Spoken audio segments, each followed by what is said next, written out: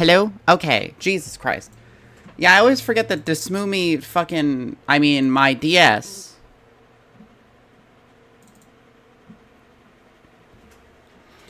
Ah, yes, I apologize for the deluge of ads. I have to do this so that the first little bit of my stream is not interrupted by ads.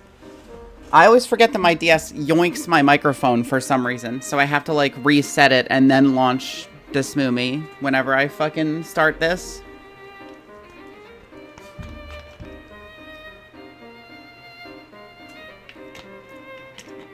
Okay, now that we're all set there, I can tell you guys that I've been having a very good day. Because I remembered this morning that we're going to be closing the cafe a little early tomorrow, so that me and my girlfriend can go to an aquarium. We're having a full-on Yuri aquarium date. It's going to be epic. So I hope you're all having a day as excellent as that. It looks like the ads are over. Hello for all of those who are not subscribed. Welcome to the stream. I was just talking about 12 ads back to back. Holy shit. Yeah, sorry. That's the only way I can make it so the first few hours of my stream are not, like, inundated with ads. I deeply apologize, and I appreciate you sticking around to watch all of those ads. Hey, Panther Dude. Everyone, welcome to Professor Layton and the Diabolical Box. As far as I can tell, this is the second one. That's what I understand, that this is the second one.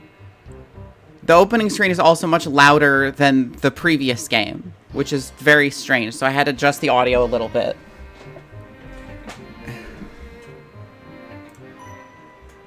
I'm going to the aquarium tomorrow. It's gonna be fun. Oh, cool! Oop.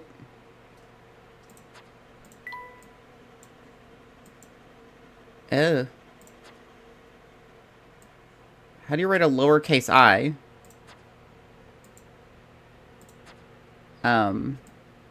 E. That's an R.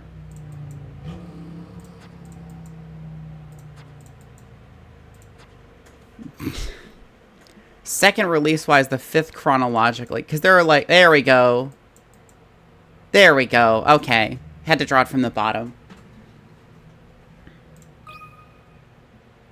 This is a work of fiction. The characters, groups, and events. Okay. There are tales of a box that brings death upon any who dare open it. Tell me, do you think those rumors could be true? I mean, I've heard of the Lament configuration. So... Sure.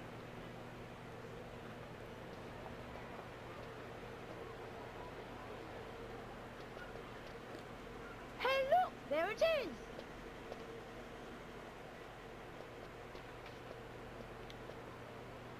I'm glad all these ticket punchers don't look exactly the same.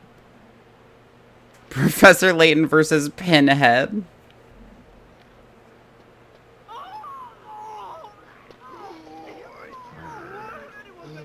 Oh, this guy's back. But presumably he's the real one this time. Ooh, nice train car. Just look at this room! Yes, I can certainly see why some call the Molenterry Express a cruise ship on rails.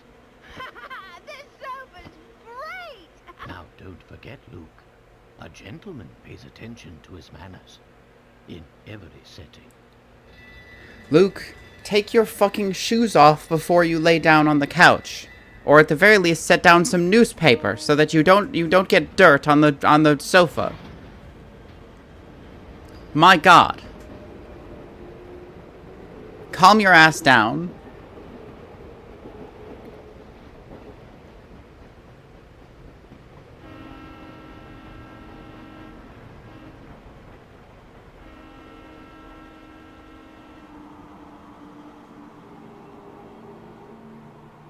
Now, Luke. My goodness. That's not like a gentleman at all. So what's the actual story behind the Elysian box anyway? All who open it die, huh? Sounds awfully fishy to me. Perhaps so. But we've seen it happen with our very own eyes. Have we? The answer is out there, Luke. But I just need to find it. We will. I know it. George went, whoa, are you sure when you tried to send that message? Yeah, apparently they're doing like fucking AI powered, are you sure you want to send that shit right now? Thing in the chat. I don't know what the fuck that's about.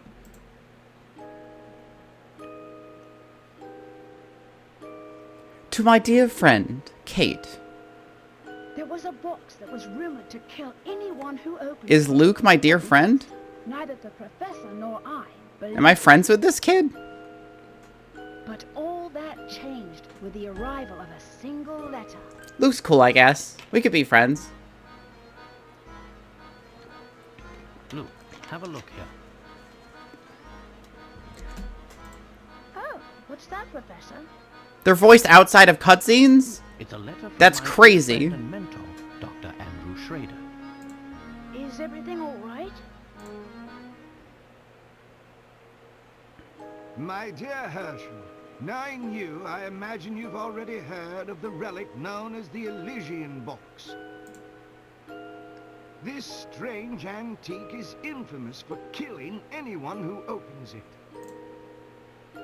Truth be told, I'm a bit dubious of the box's murderous reputation, but you know how I am. I'm skeptic of everything from God to the sky. Once something piques my interest, I simply must get to the bottom of it. That's why I'm pleased as punch to tell you that the elusive item is finally in my possession.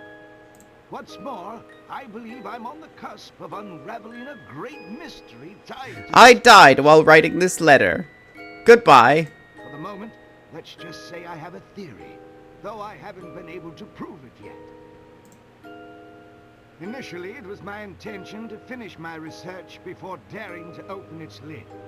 But I must confess that my curiosity is simply overpowering. In the unlikely event that anything should happen to me, please finish the work I've started here. Your friend, Andrew Schrader. My name is Asak Schrader. According to the postmark, this letter was sent 2 days ago. We should go pay the doctor a visit. I just can't shake the feeling that something awful has happened.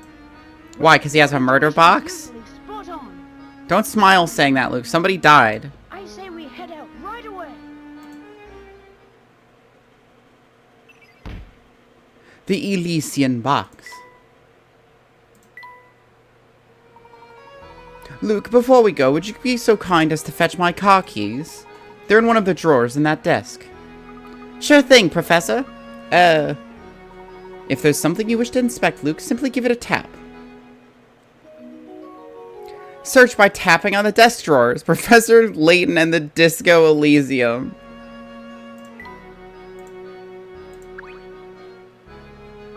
Oh, here we are, Professor.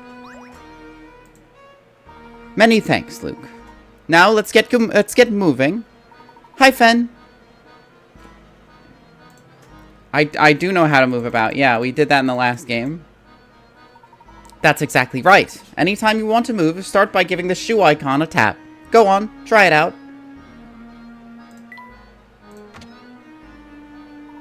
That's the way, my boy. One can't investigate properly without doing a little legwork, as they say. I couldn't agree more, Professor. Now, shall we head off? If Luke wasn't a lickspittle for Layton, he would have been sent to one of England's many excellent private schools.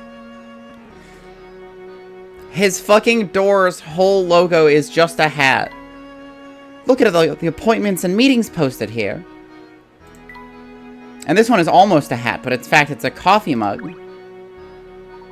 Luke, before we set out, it would be wise of us to confirm the location of the doctor's flat. During one of his visits some time ago, he was kind enough to leave me a map to his home. Not this shit again. The map, as you can see, is a rather unusual piece of cartography. Look here, Luke.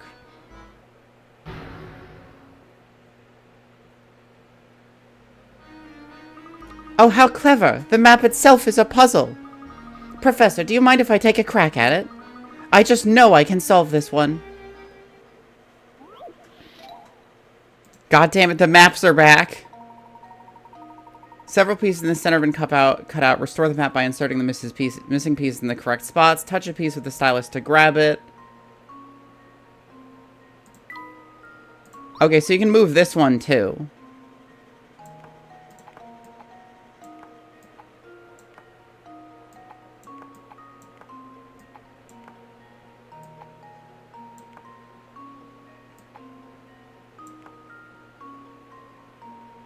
Down, down, down, down.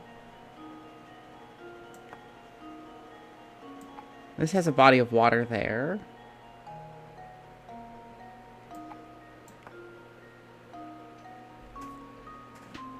Nothing in the world makes my heart sink like a sliding block puzzle. Well, thankfully, this one is not a sliding block puzzle. It's just a block puzzle. Where do I go? I guess no, that doesn't work because it needs a body of water.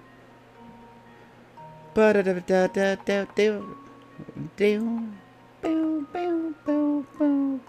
mean, that matches up. Let's see if this works. I can put blocks in places they make sense. My genius. Excellent work. Now hop to it. You've got to get to Dr. Schrader's apartment. I've successfully solved the easiest puzzle in the game. Pick-a-rats, number of pick-a-rats. Yeah, but I don't... Once you beat in the game and save, go to the bonuses, you can enter the top secret. The more pick-a-rats you earn, the more extras you unlock. Okay. Excellent. With our destination confirmed, we are ready to pay the doctor a visit. Come now.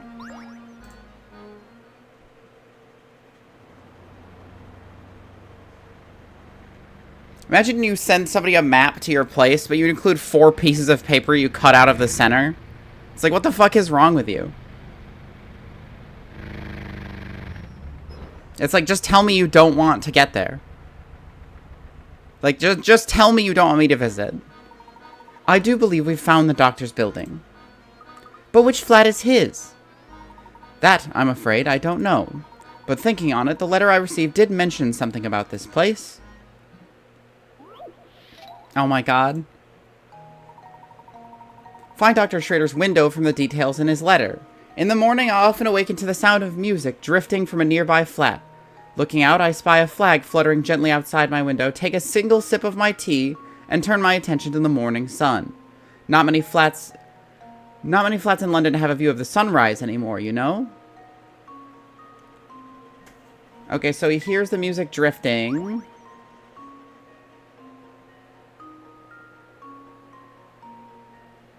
Take a single sip of tea, turn his attention to the morning sun. So it's none of these.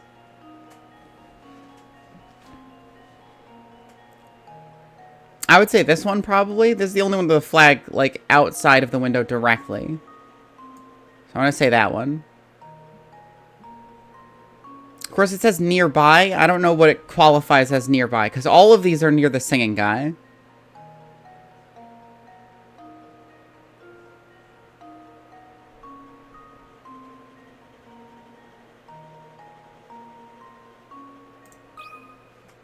Consider this puzzle solved. A true gentleman leaves no puzzle unsolved. That's right. Now that you know where it is, head for the doctor's home. Okay. Unless I'm mistaken, I think we've found the right flat. Now follow me, Luke. We're going up. Oh, I nearly forgot. Before we leave, let's review how to use this trunk. To open the trunk, just tap the icon in the upper right corner of the screen. Inside, there's all sorts of helpful information filed away under different icons. Touch an icon to use it. And to save the progress we've made during our investigation, just tap the icon marked Save. This icon is the puzzle index. Tap it to view all the puzzles we've encountered thus far. Solved puzzles are marked with a check, and those we've yet to finish are blank. Puzzles we've already finished can be replayed by selecting them from this screen. Also, the index shows the locations of unsolved puzzles we've tried, so that we may revisit them. Tap the journal icon to display my personal notes on key story events. So whenever you need to access the trunk, just give it a tap.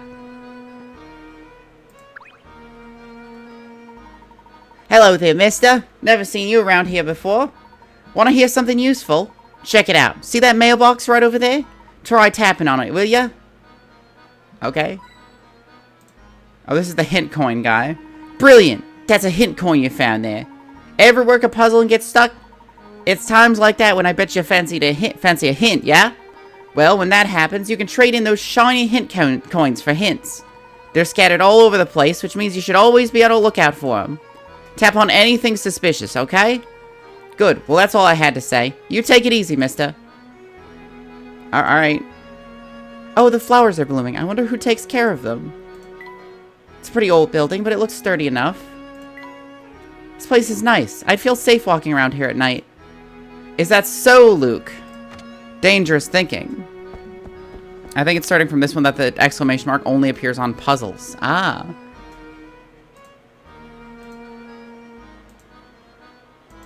Bucket. Chair.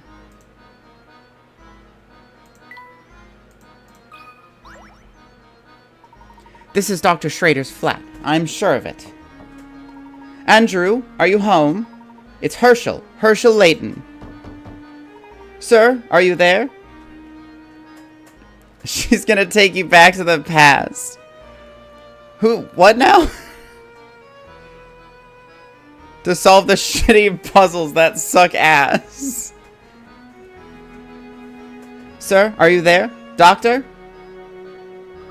I don't hear anyone in there, Professor. What if he's... There's no time for speculation now, Luke. We must get this door open immediately. Seems to be locked from the inside. But without a key, there's no way to get in. She'd rather have a buffalo? What are you talking about? Ah, of course. In my haste, I forgot to include these keys the doctor included in his letter. Oh, fuck, 3 of them. Quick, Professor, let me try them on the door. AVGN theme song. Oh, I've never watched AVGN. Huh? That's strange. It doesn't seem like any of these keys work on the lock. Luke, don't you see? Dr. Schrader has set before us yet another puzzle to solve.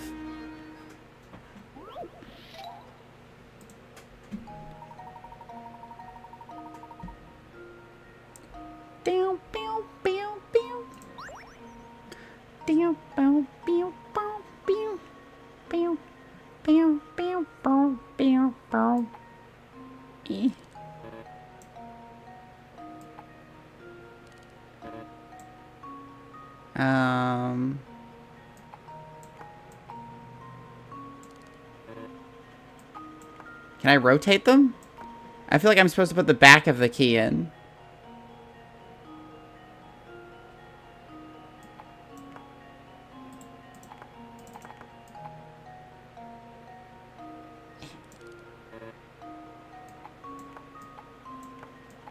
You can rotate on the edges. Oh, there we go.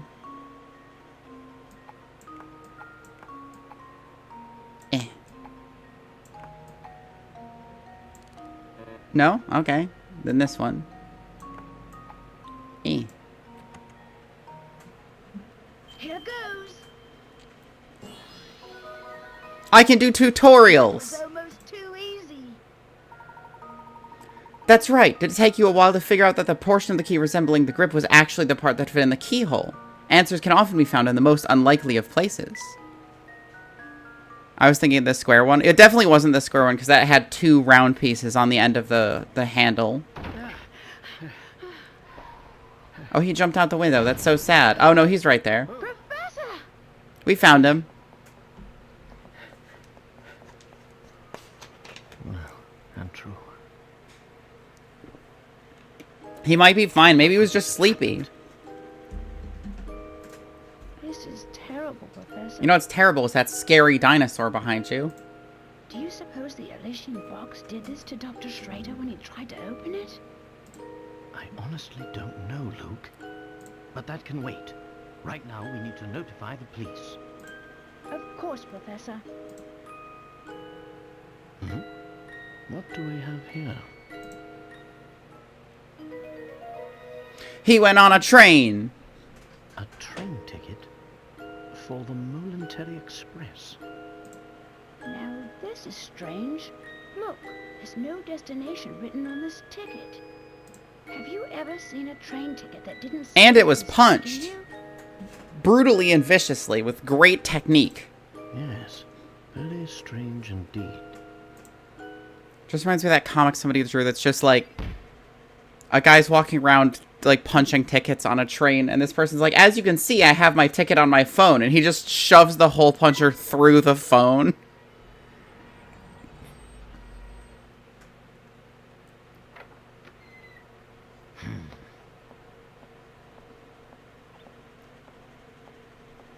Excuse me. I love that he's still a dick.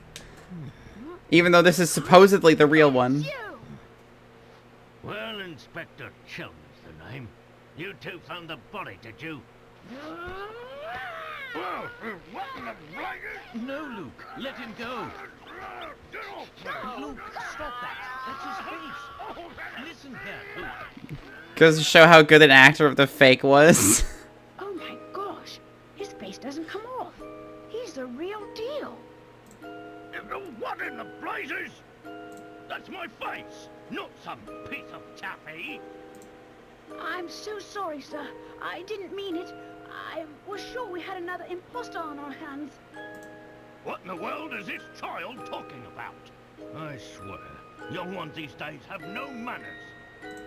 My apologies for the confusion. I'm old and I'm pissed. So, my name is Herschel Layton. I'm a professor of archaeology at Gressenheller University. And I'm his apprentice. I didn't realize he actually taught at a university. Interesting. Also, his collar. I did not realize how high his fucking collar was popped. That's ridiculous. You keep a child around as an... Is there plastic in there? How is that how is that standing up? Is it magic? Not at all, sir. Is it magnetized to the rim of the hat? Professor Layton's apprentice, like I said. Well, it's really none of my concern. I have a crime scene that needs my attention. Puzzle power. Ah, I see. The Pickerats keep the collar up. But of course, Luke, not a word about that ticket to the authorities, all right? You got it, Professor. We make sure to hide the evidence because the police are a bunch of bumbling idiots. Yes. Let's see. What do we have here? A murder? Or was the crime self-inflicted? Inspector, I should tell you that the door was locked before Luke and I came in. But the window is open. I see. So this door, the sole entry point in and out of this 8th floor flat, was shut tight. Well, there's a flag outside and a bunch of handholds. Then the doctor was holed up in here, completely apart from the outside world, yes? No, the window is open, remember? I just told you. That being the case, yes, I'm sure of it. The old gent must have suffered a heart attack. What? How did you come to that conclusion, sir? Use your noodle, laddie. What Also, many other things can kill you in your room alone, like as a medical thing, without it being a heart attack. It's true that the flat is on the 8th floor and that the door was locked, Inspector. Still, I'd hesitate to say that this room was completely closed off from the outside. Is that so? Please elaborate. Isn't it obvious? There's something quite unusual about our crime scene that's been overlooked. Eh? It's as plain as the nose on your face, Inspector. And you have a little nose, Inspector. I suppose you academics think your fancy degrees prepare you to play detective, eh? I mean, more so than no degrees. I tell you, nowadays, it seems like everybody and their mum thinks they can do my job. Now, as I was saying, the cause of death was heart failure, plain and simple. And there's what caused it. Are you a mortician? The scary dinosaur. This? It's a scaled-down model of a Kronosaurus, if I'm not mistaken. The time lizard. I reckon that ugly mug will give anyone nightmares. Here's what probably happened. The old fellow turned on a light, took one look at the beast, and then keeled right over. It was a decoration in his house. And it's really heavy. He definitely didn't put that up recently by himself. But this is the doctor's own home. Why would the bones he put up himself scare him? People have a way of becoming forgetful with age. Not that you'd understand, boy. Your mind is like a steel trap, I bet. Well, you're right about that. I don't think I understand it at all. Mr. Layton, was it? No? Ah, yes, Layton. Mr. Layton, what do you think? The scenario you paint certainly isn't out of the realm of possibility.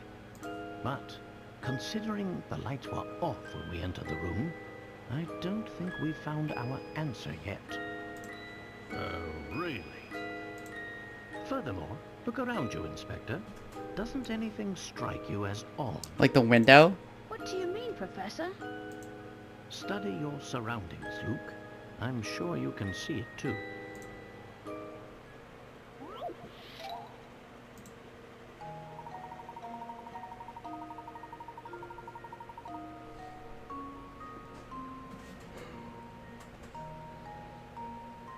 With its window opening out into thin air 8 stories up and its door securely bolted, you may think this room is inaccessible from the outside. However, a single unusual detail reveals the truth of what went on here.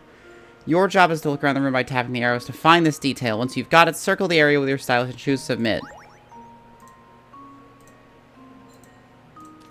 I mean, there's a sarcophagus, which could fit a person. Like, pretty easily. I don't know how I'd circle it, though. There's also this trunk, which could fit a small person.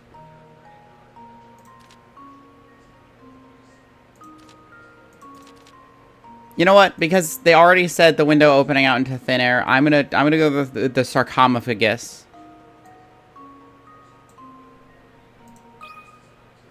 Here goes. They hate the sarcophagus. Well, I'm stumped.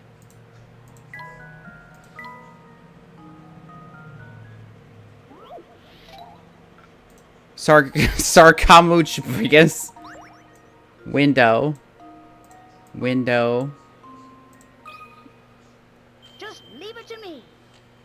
They hate the window too. Looks like I botched that one. Look, I'm just saying, if there was a pole directly underneath the window, even on an 8th floor, like, flat, I definitely would have gone for that. Because you can hang off that and then find handholds. Because it's, like, a bunch of windows on a residential flat, so they have, like, you know, window sills.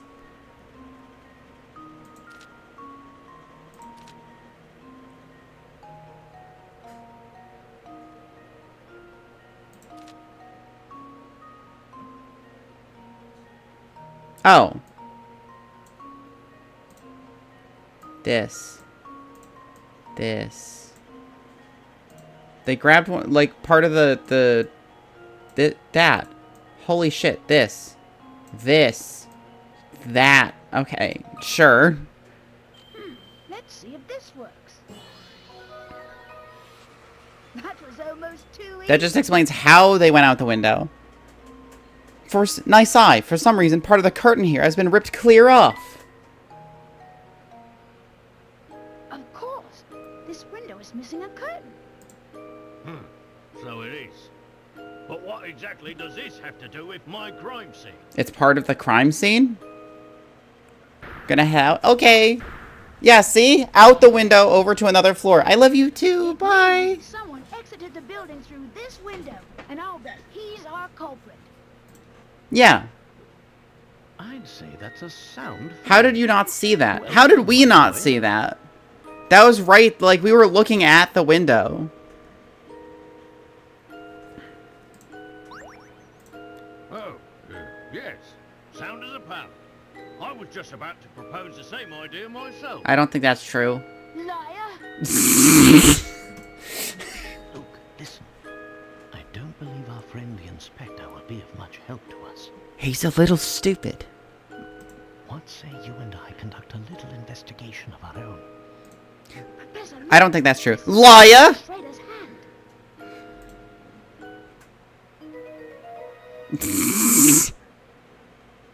It's an old photograph, but it's been torn into so many pieces. But we recreated a painting in the first one. A painting would be really, really hard to put back together.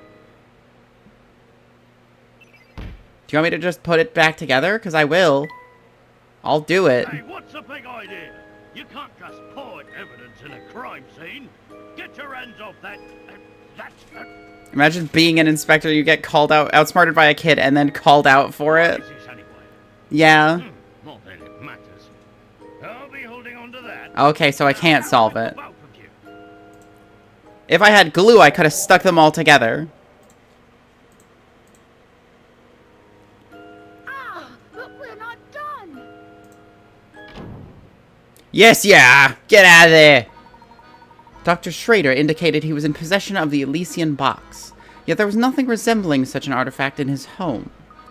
Do you think the person who did this to him was after the box?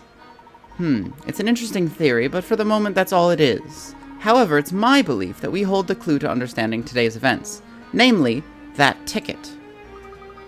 The Military Express ticket, right, Professor? Correct, Luke. I believe that a trip aboard the Military Express is in order.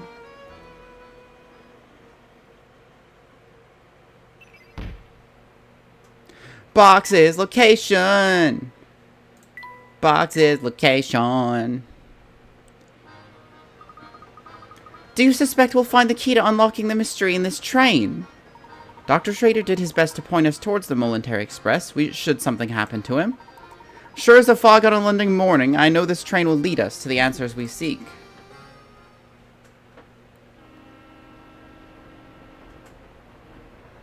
Professor Train. Luke sped away from the city, unaware of the secrets that awaited them down those iron tracks.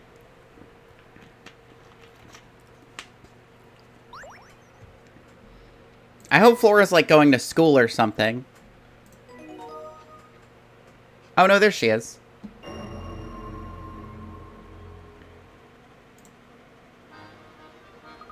Gosh, just look at this place, Professor. It's so posh, I feel like I should be wearing a monocle. Haha, quite so, Luke. Every decoration and detail in this room is more decadent than the last. I'd wager the rest of the train is just as grand. How would you like to go exploring for a bit?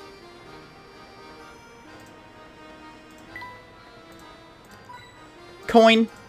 Coin. Look at that, Luke. Your bag is wide open and your belongings are scattered everywhere. Oops. I guess they are. You should put your things away before we walk around the train. Luke's trunk.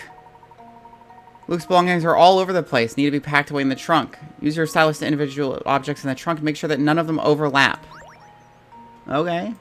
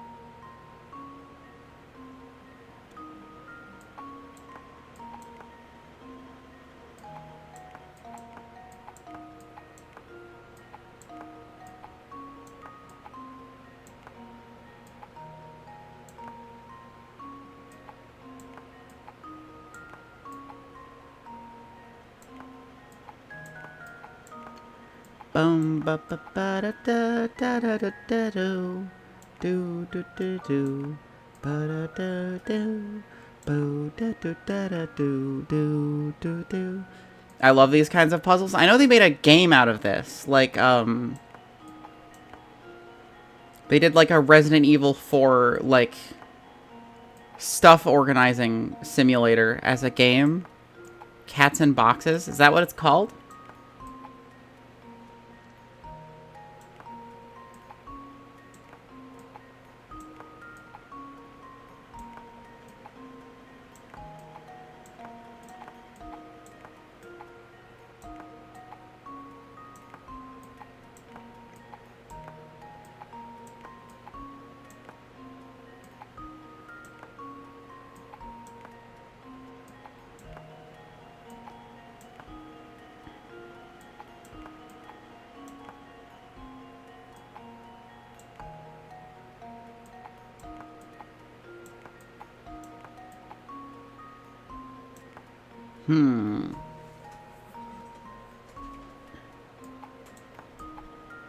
There we go. Here goes. That was almost too easy. Good work. Luke should be able to close the bag easily now. Kind of a thin bag. Whew! It was a tight squeeze, but everything's finally packed away. A bit of planning will prevent this type of scrambling in the future. Are you the one you're thinking of as unpacking? No, it's definitely the opposite. Like, you're trying to organize, like, an action hero's inventory, and it's, like, Resident Evil 4 style. Come on, Professor. Let's look around some more.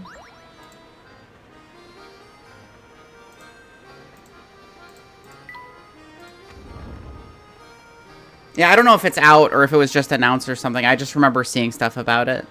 Remember, Luke, we're here to find the Elysian box, so don't get sidetracked. I don't know, Professor. The number of mysteries on our mysteries page seems like we're going to get sidetracked. You don't have to tell me twice. Now, why don't we start our search by investigating the train?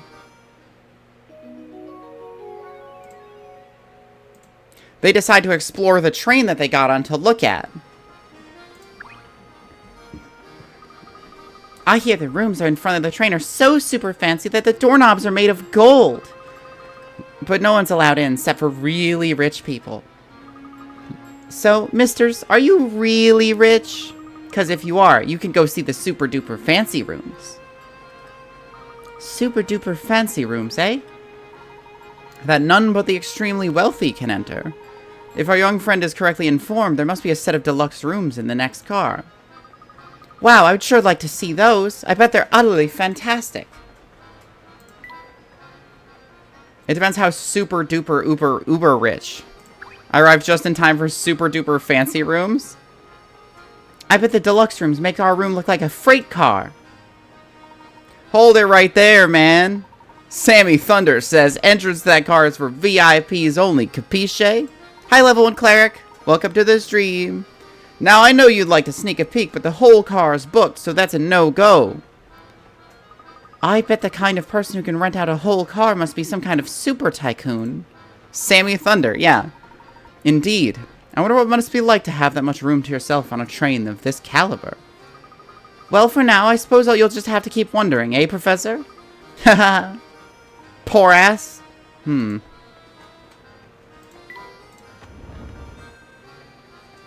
Yes, I suppose these accommodations will do. I do hope my darling boy will be pleased. That reminds me, I believe it's dinner time for my sweet baby. I'm off to visit the dining car. Bye. Gosh, that lady was just the type I'd expect to see on the Momentary Express. Talk about rich and fancy. Quite. This train is full of many well-heeled patrons, just like that woman we just met. We must watch our deeds and words here. A formal setting demands formal manners, wouldn't you say? Absolutely, Professor. Of course, this is right after Luke called a inspector a bitch to his face. I mean, a liar. Just look at that craftsmanship on this picture, Luke. I'm almost certain it was hand-blown. Who knew that something as ordinary as a picture could be so fancy? What could be more relaxing than sitting in your suite with a cold beverage and watching the sunset? Ah, and speaking of beverages, or in this case, deadly beverages, have I got a puzzle for you. Let me at it, Professor. We're already getting into deadly beverages? Two men, no heroes, one or two, are playing a strange game. First, both men put their empty pitchers on the table. Next, a judge brings a pitcher filled with purple poison and places it in either spot A or spot B. The judge then starts shifting the poison from one pitcher to any adjacent pitcher over and over. After the moving the liquid 55 times, the owner of the poison-filled pitcher must drink its contents. If you were the judge and secretly wanted one to win, would you place the poison-filled pitcher down in spot A or spot B? What? 55 times? One pitcher to any adjacent pitcher. So if I wanted one to win, I would put it next to two, right? Or is the picture removed after the first time?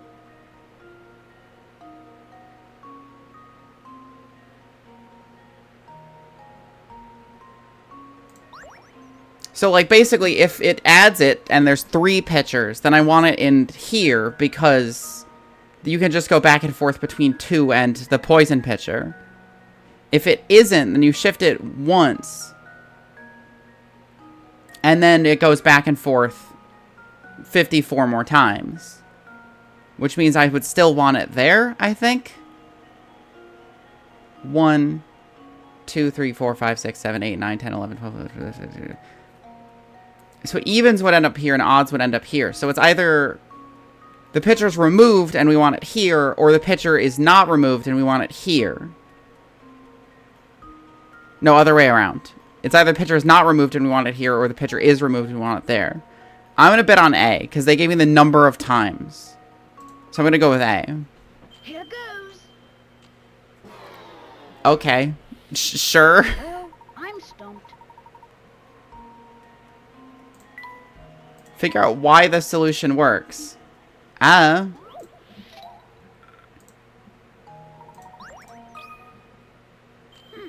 see if this works. I still don't... I guess you leave the picture in and you just move it back and forth between that one. Changes pictures 55 times with an odd number of pores. Regardless of where you sit down in your picture, whatever picture sits in the middle of the 3. Okay, yeah.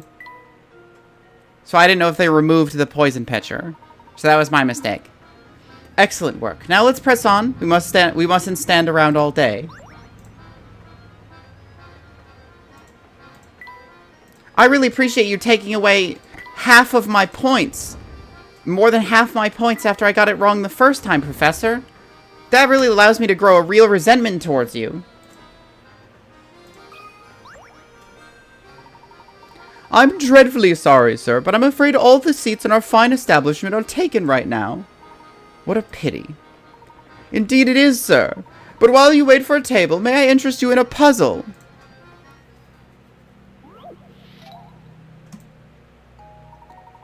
Four couples sit elbow to elbow in a crowded dining car. All diners are sitting next to or across from their partners. The Joneses are sitting by the aisle. The mustachioed Mr. O'Connor sits beside his wife. Mr. Lambert sits across from his wife. Okay, so this is Mr. O'Connor and his wife. The Joneses are sitting by the aisle, so these are the Joneses. And then Mr. Lambert is sitting across from his wife, so this is them. So Mrs. Hadley is E.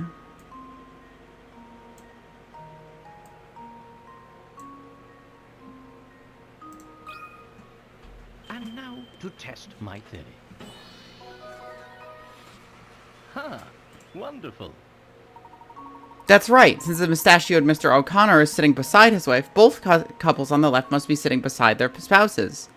Since Mr. Lambert is sitting across from his wife, he must be sitting at the right table. The Joneses are sitting next to the aisle, so they must be C and G. With everyone else identified, you only have the Hadleys to deal with. They are represented by E and F. That's exactly right, sirs. They say that nothing whets the appetite like a hearty puzzle. Oh, and it appears the table has just opened up. Allow me just a moment to tidy it up, and then I will be happy to escort you to your seats. Great, I'm starving. Oh, good, our table is finally ready. We'll just be taking our seats then. Madam, please wait a moment. You see, these passengers have been here much longer. Nonsense! We will not hear another word of this. You'll take these people before us. We are insulted. I do apologize, madam. It's simply that these gentlemen arrived before you. We will not be kept waiting. Do you understand? Not a single second. Now out of our way. Madam. Talk about pushy. I do apologize, sirs. There's a lovely observation deck on the last car of the train. May I suggest you spend a few minutes there while we prepare a new table for you? What a bitch, honestly. No need for apologies, my good man. Your job is not an easy one. We'll go to see the deck and return in a bit.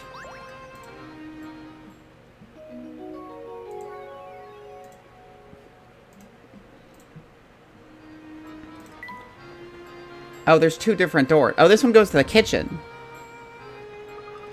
Wow, just look at all the stuff there is to eat. Yes, it seems that the Momentary Express is a first-class operation right down to the kitchen.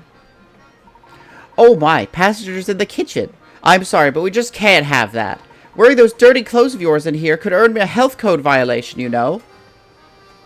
I'll have you know that there's nothing at all dirty about our clothes, sir. Say what you like, Short Stack, but that doesn't change the fact that I'm running a kitchen here. Did you stop to think about what could happen if icky outside germs made it in here because of you? I see your point. Terribly sorry for the intrusion and any worry we may have caused you, good sir. Oh, alright. I'm sorry too, sir. Wait, what's that? Oh, fuck, a hamster! Professor, look here! It looks like our friend the cook has been keeping a pet in the kitchen. And to think he was lecturing us about germs. Ooh, boy. I guess the cat's out of the bag now. Or the hamster, I should say. Believe me, I know it's not okay to keep a pet in the kitchen, but, well, he's my only friend, see? Furry or not, he's the only rodent I've got to talk to here. My, he certainly is generously proportioned, isn't he? You said he's a hamster, yes? That's right, a hamster, the noblest member of the animal kingdom. See, when I first started working here, I needed someone to keep me company, so I bought him. Thing is, I feed him all the table scraps we take back, which makes for a diet that's a bit, rich.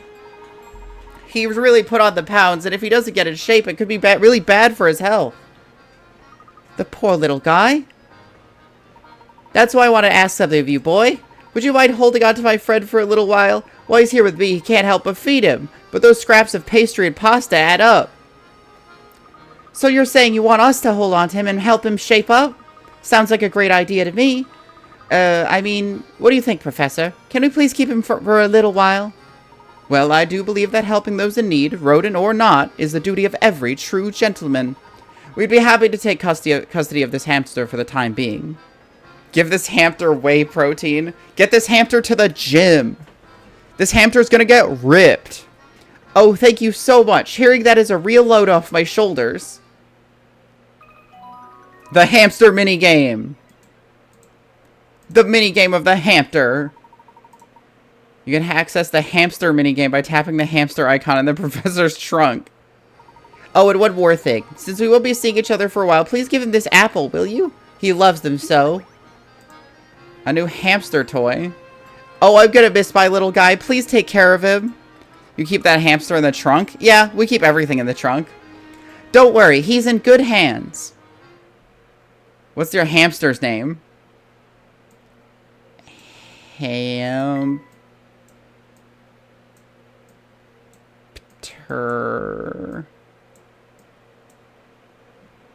Do you keep Luke in the trunk? Luke also goes in the trunk. The car also goes in the trunk.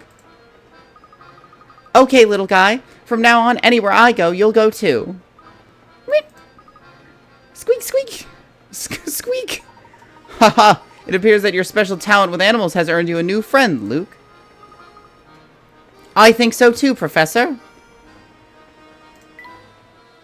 Alright, hamster. Help that sluggish hamster get back in shape. Items at your disposal are shown at the top of the touchscreen. Drag items with the stylus to position them on the hamster's playground. The hamster notices any items within 3 spaces of his position. He won't react to any items 4 or more spaces away, so you really think about where to place items. Take advantage of the special properties of each item to maximize the hamster's workout.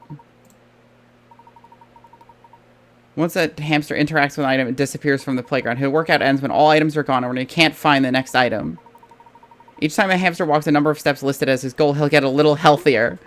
If you can get your hamster his peak physical condition, something neat will happen.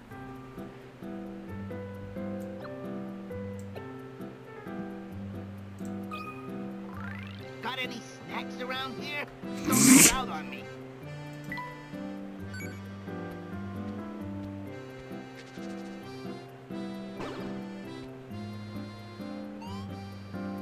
Got any snacks around here? You gotta get a lot of the pieces first. Yeah, I figured.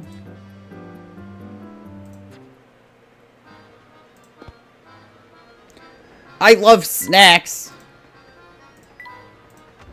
Holy Christ! I could really do with a snack right now. You holding out on me, boy?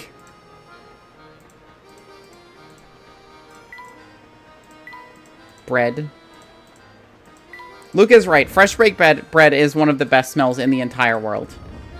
There is truly no denying it. Welcome aboard, sirs. May I interest you in a refreshing beverage or a scrumptious snack? Thank you, but I don't think we need any snacks right now. Of course you don't. And I put on my best smile for nothing. Since we've got this ritzy dining car on board, most people get their chow there. With competition like that, it's hard to sell even a cup of tea. I'm so bored. I got a while until my shift ends, so help me pass the time with this puzzle, would ya? Her eyes are so low on her face. It's to represent her downerism. Big stack of pancakes on the left plate, moving to the far right. In doing so, you can only move one pancake. Never stacked on a pancake smaller than itself. Yeah, okay.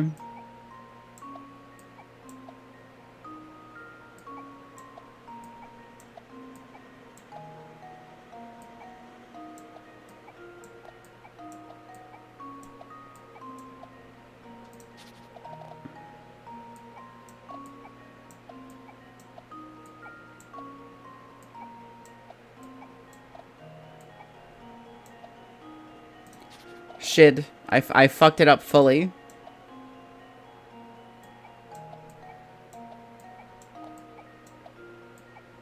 There. Tower of Hanoi, go. I was always really good at the Towers of Hanoi. Layton's apprentice strikes again.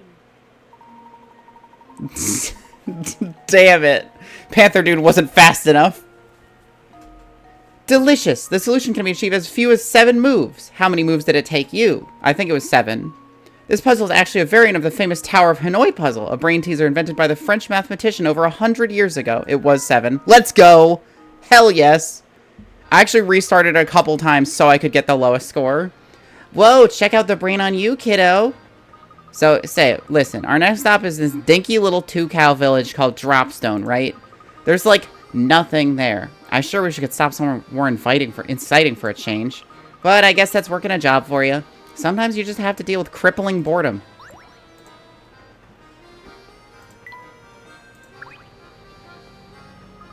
Looks like no one's here right now. Let's check back later.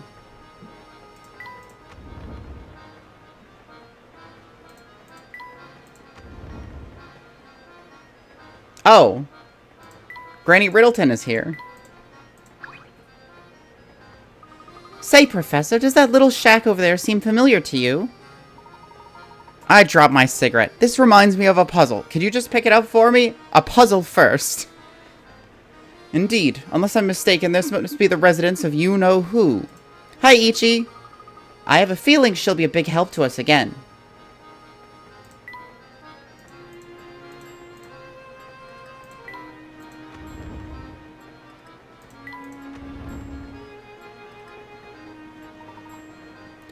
My, what a lovely deck.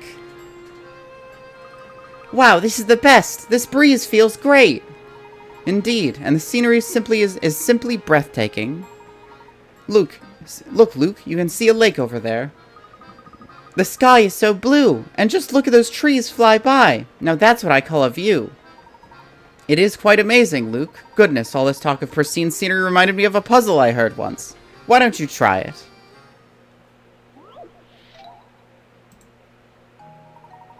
The forest below contains 4 different types of trees. Use your stylus to draw dividers in the forest so you form 4 different sections. Each section can contain 1 of each type of tree, and all of the trees must be connected horizontally or vertically, but not diagonally.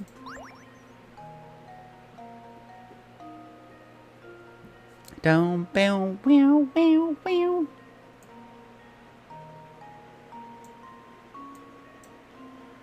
Down, bow, wow, wow, wow. Meow.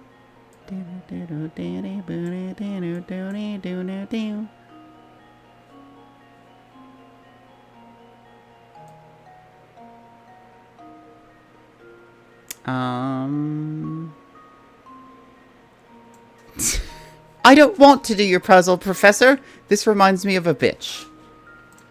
A rude bitch who didn't want to do my fucking puzzles.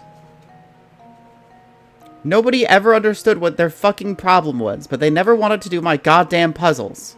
The only thing that brings me joy in this shitty life of mine.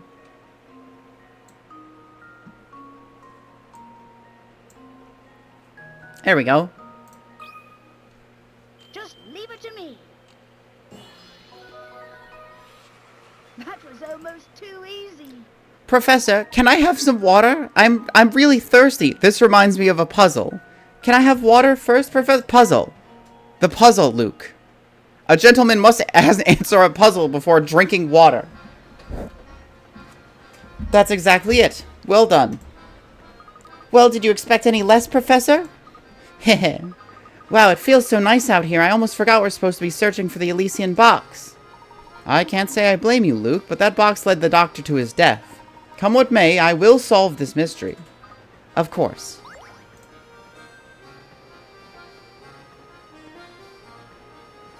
I think we finally have a good grasp of this train's layout.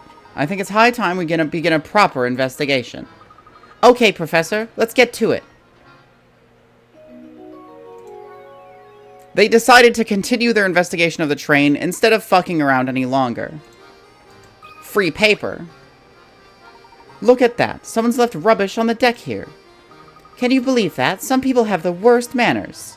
Listen here, Luke. A true gentleman cleans up after himself and others should the need arise. What do you say we take care of this mess? What? Oh my god.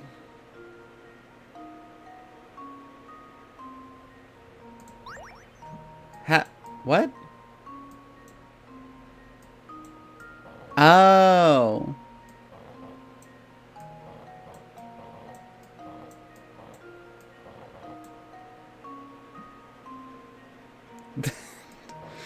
The collective despair of the chat as a sliding block puzzle is revealed.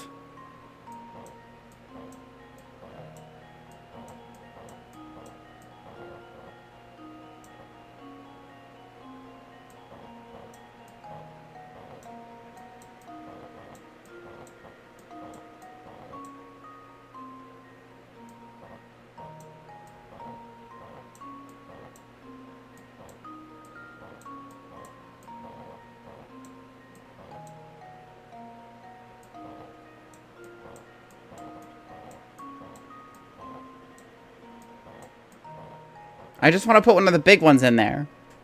Fug.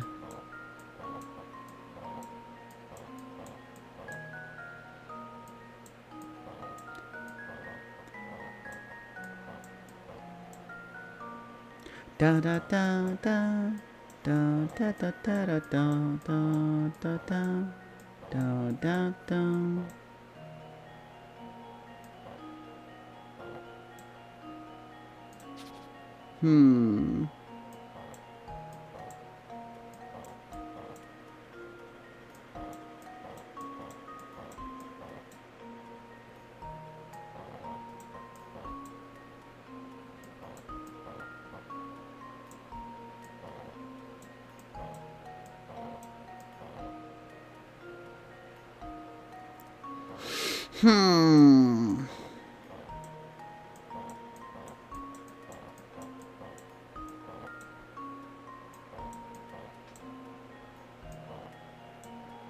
Why did the trash have to be a full square? Did my mouse just disconnect from my PC?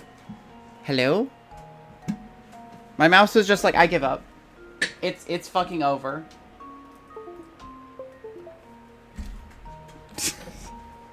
I mean, my stylus disconnected from my DS.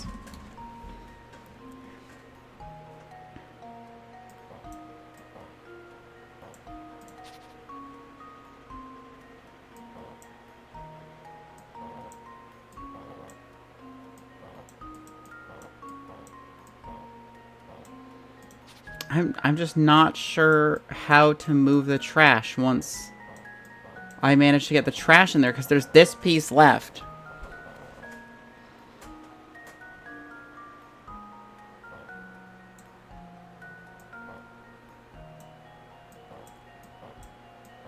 Like, I can get the trash in, but now it's just like I can't move it because this piece is here.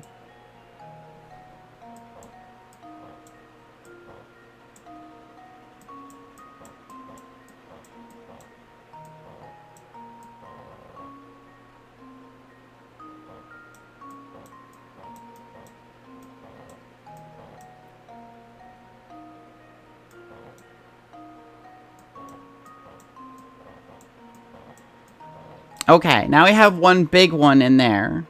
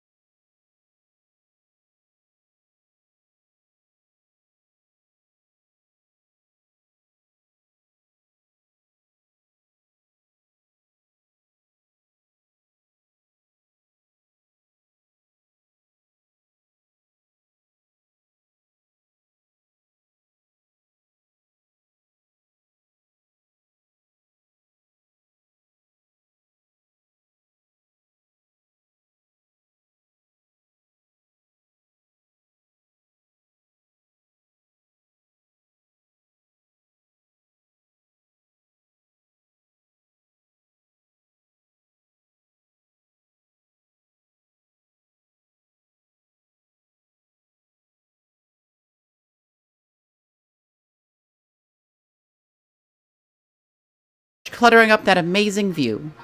Wonderful, isn't it? Keeping a place neat really brightens it up.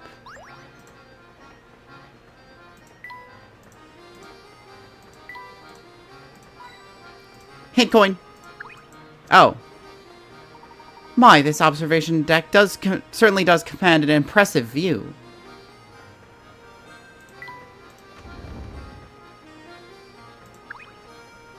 Some fucking bitch.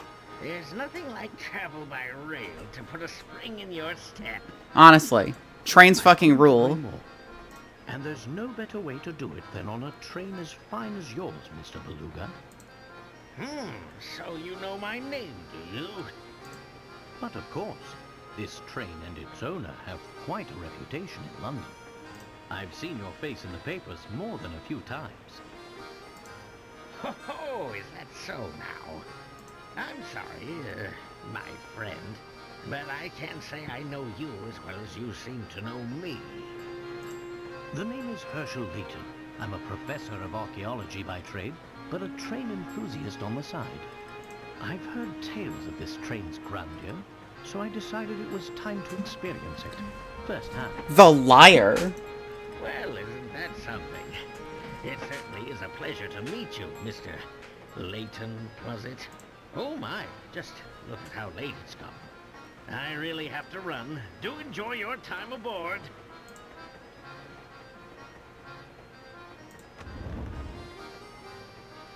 Yeah, that's Granny Riddleton's. Actually, we might as well check out Granny Riddleton's just in case. Nope.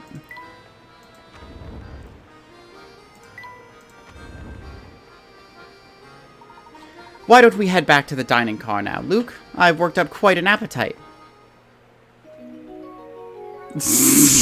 We already changed directions. They've decided to forget about their investigation, go back to the dining car.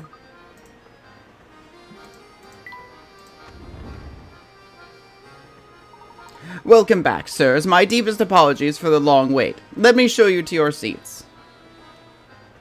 All right, it's finally time to eat. My sentiments exactly. Wow, look at all these choices. It's enough to make my head spin. Oh, look over there. There's some sort of commotion going on. You call this haute cuisine? I call it slop. You're saying we actually serve this to our customers? I'll remake it right away, sir. Get that mess out of my sight this instant. But of course, I'm very sorry to have displeased you so. And another thing. Look at these vases in that picture. Utterly tacky. Replace them immediately. But, sir, this piece is a quintessential work by the world-renowned... I don't care if the Queen of England painted it. Replace it and be quick about it. Yes, of course, sir. I'll start making the arrangements at once. Hey, it's that same man we saw earlier. I don't think I've ever seen anyone so bossy. And loud. That would be Mr. Beluga, I believe. It's too bad that picture wasn't to his taste. I think it's marvelous. Ah, and speaking of pictures, Luke, I got the puzzle for you. Professor, can't we just eat the puzzle, Luke? The drawing below is made up of curved lines that intersection to create sections. If you want to color the next section, there's no section. It's 4. It's always 4. 4. Color the entire canvas so no section cuts to the side of a section with the same color. What's the fewest number of colors you get? Yeah, it's 4. It's always 4. Here goes. Bitch! Maybe it's 3. Looks like I botched that one. Maybe none of the sides have more than... Maybe none of the sides have more than 3 sides. 3, 3, 3, 3, 3. Well, 2, but with the touching. 3, 3. 1, 2. 3, 4, 5.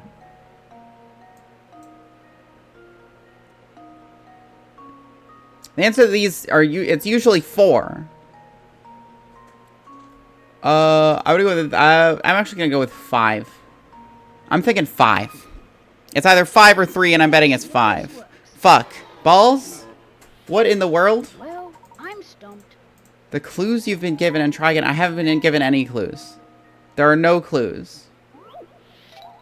This is 0 clues.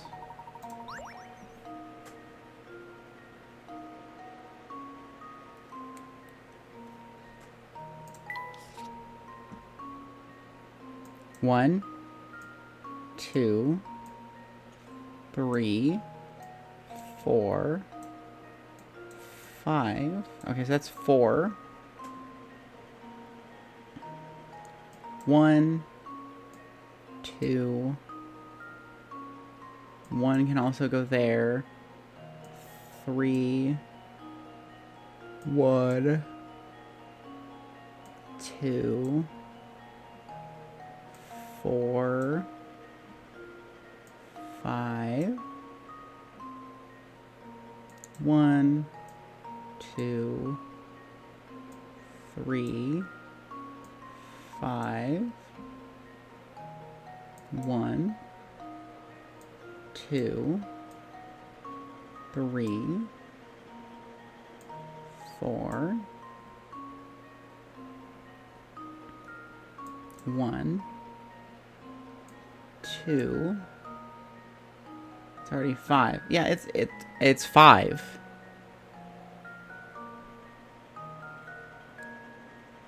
Like what?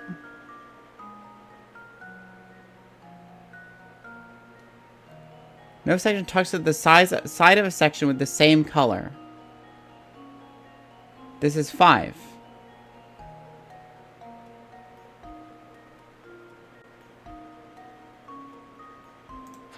I'm very confused. Curved line that intersects to create sections. You want to color the entire canvas so no section cuts to the side of the section with the same color. What's the fewest number of colors you can use? You can use a color as many times as you want as long as it doesn't touch any area with the same color. What? How is this not 5?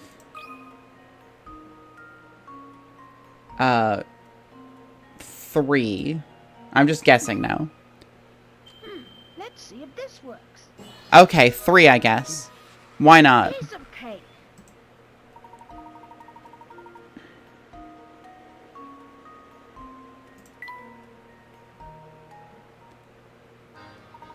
Expertly solved, Luke. After a puzzle like that and a lovely meal, I could use a break. Let's head back to our room. We haven't eaten yet. Yeah, this is Granny Riddleton. Oh, okay, we missed one.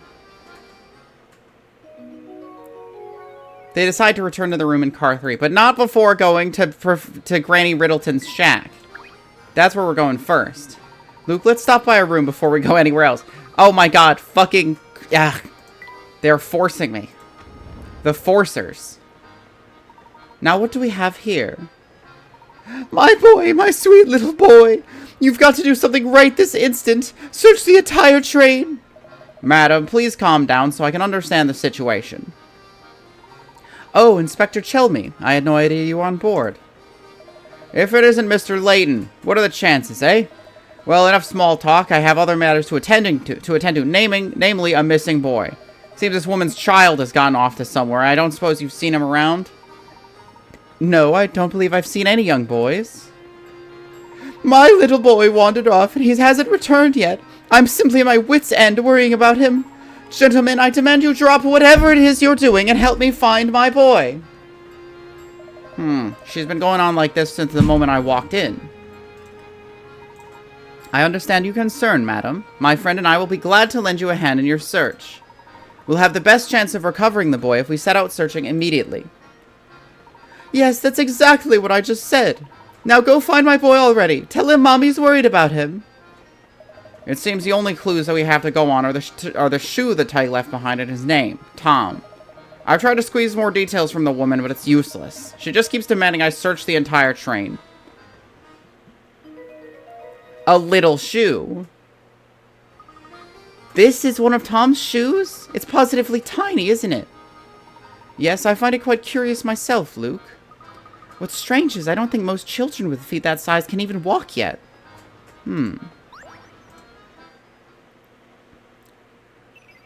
Dog wearing shoes, dog wearing shoes. Dog wearing shoes, dog wearing shoes. Maybe it's a cat. I don't know. I assume it's a dog wearing shoes.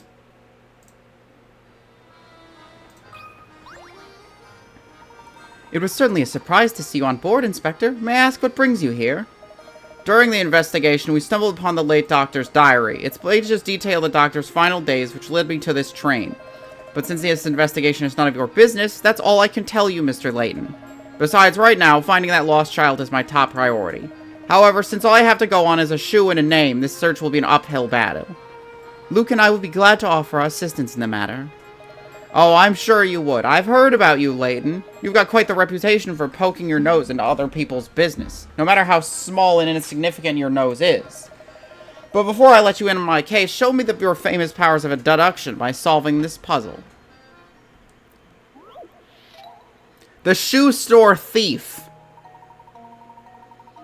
A woman in a shoe store pays for a pair of $30 shoes with a $50 bill. The clerk doesn't have change, so he goes to the shop next door and breaks the $50 bill. He then gives the woman her change. A while later, the clerk next door comes in the shoe store complaining that the bill she got from the shoe clerk was counterfeit. The mortified shoe clerk gives the other shopkeeper a $50 bill of his own in apology. Both the woman with the fake bill and the shoes she took are gone. In total, how much did the shoe store clerk lose in dollars? So he lost the $30 shoes. And then he lost the $20 in change. No. Because this was her $20 in change. And he lost another $50. How much did the shoe store clerk lose in dollars? It's either 80 or 50 if we're talking in real dollars. 80. And now to test my theory. Oh! Oh! Well, I suppose you can't win them all.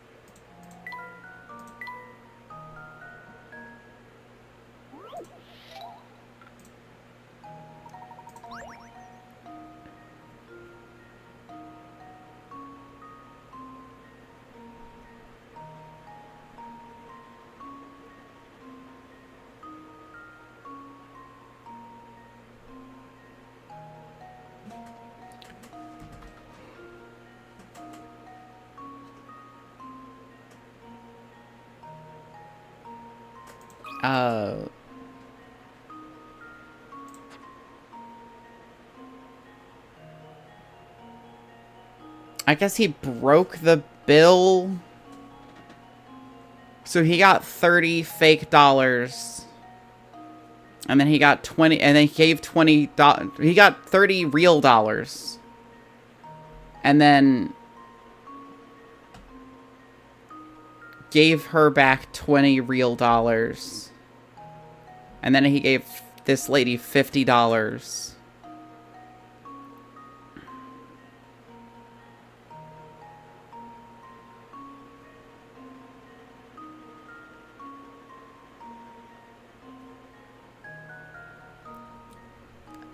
Okay, so he takes the fake $50. He goes to another store. He gets a real $50. He takes 30 of it, so he doesn't lose that 30. And then he gives 20 of it back.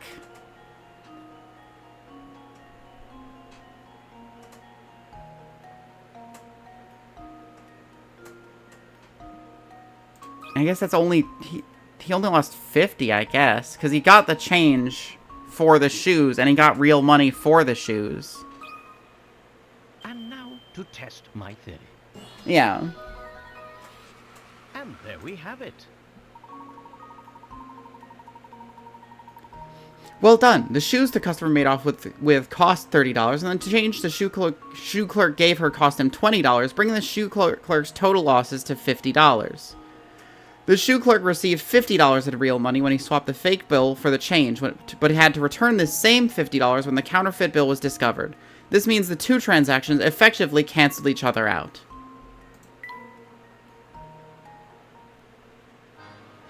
It seems your fame isn't entirely undeserved.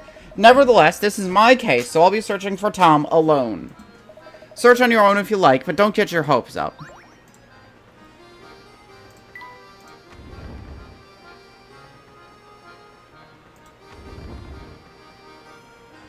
What's this? Something's fallen behind those boxes.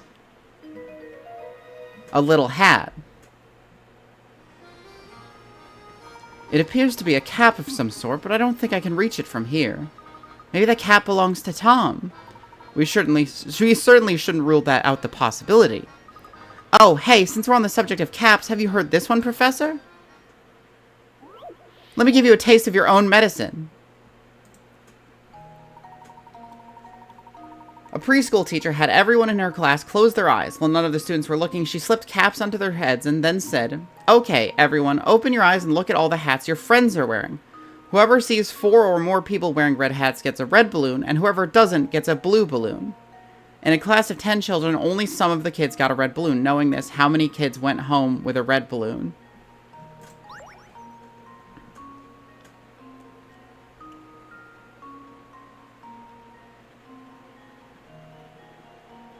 Ten children, only some of the kids got a red balloon. Knowing this, how many kids went home with a red balloon?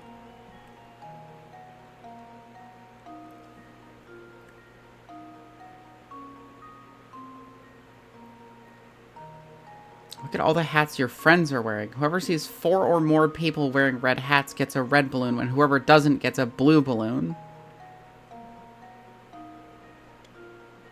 Class of 10 children, only some of the kids got red balloons. Knowing this, how many kids went home with a red balloon?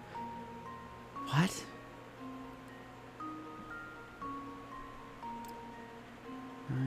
Okay, so she has more than 10 balloons, so I can't just look at the picture and figure it out. I would assume that half the kids would get blue hats.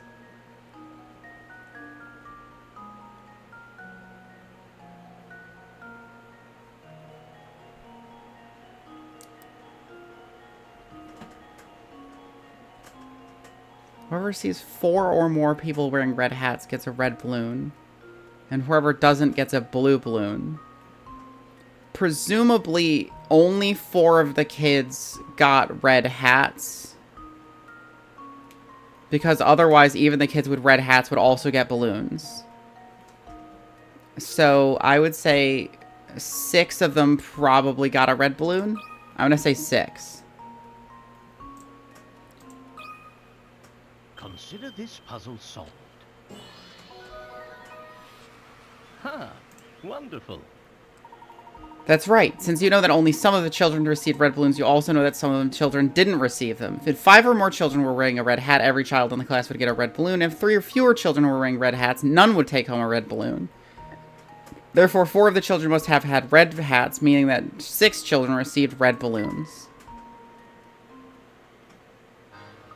Rats! I was sure I would stump you with that one. Better luck next time, Luke. For now, we better return to searching for the lost little boy. Oh, right. Yep, better get back to that. Now that you mention it, how do you suppose Tom managed to worm his way into such a little space? Good question. We got a hat.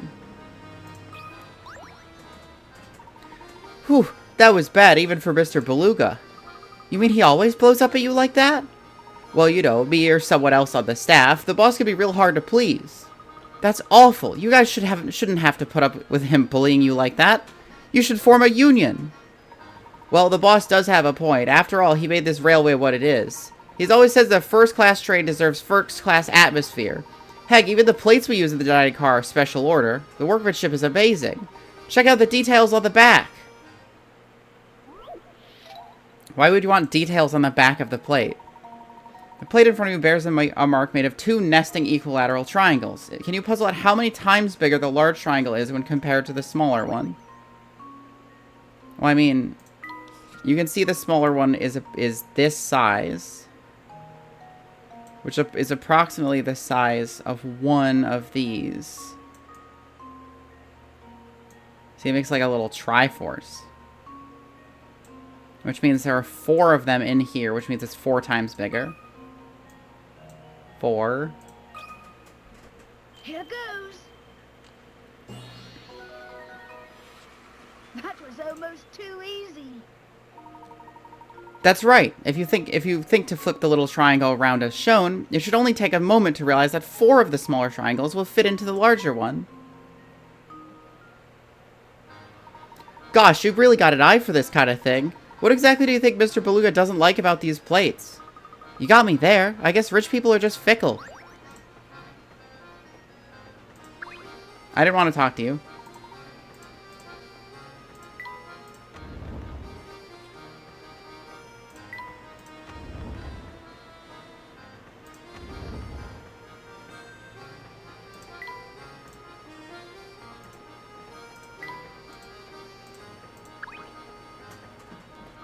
Oh, take a look at this, Professor. It's food scraps, if I'm not mistaken. Do you suppose Tom wandered into the kitchen and grabbed something to eat?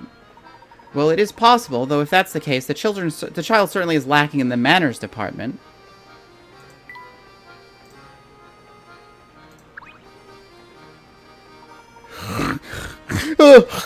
Sweet baby boy. How can she sleep at a time like this? I imagine she tired herself out fretting over her child's disappearance.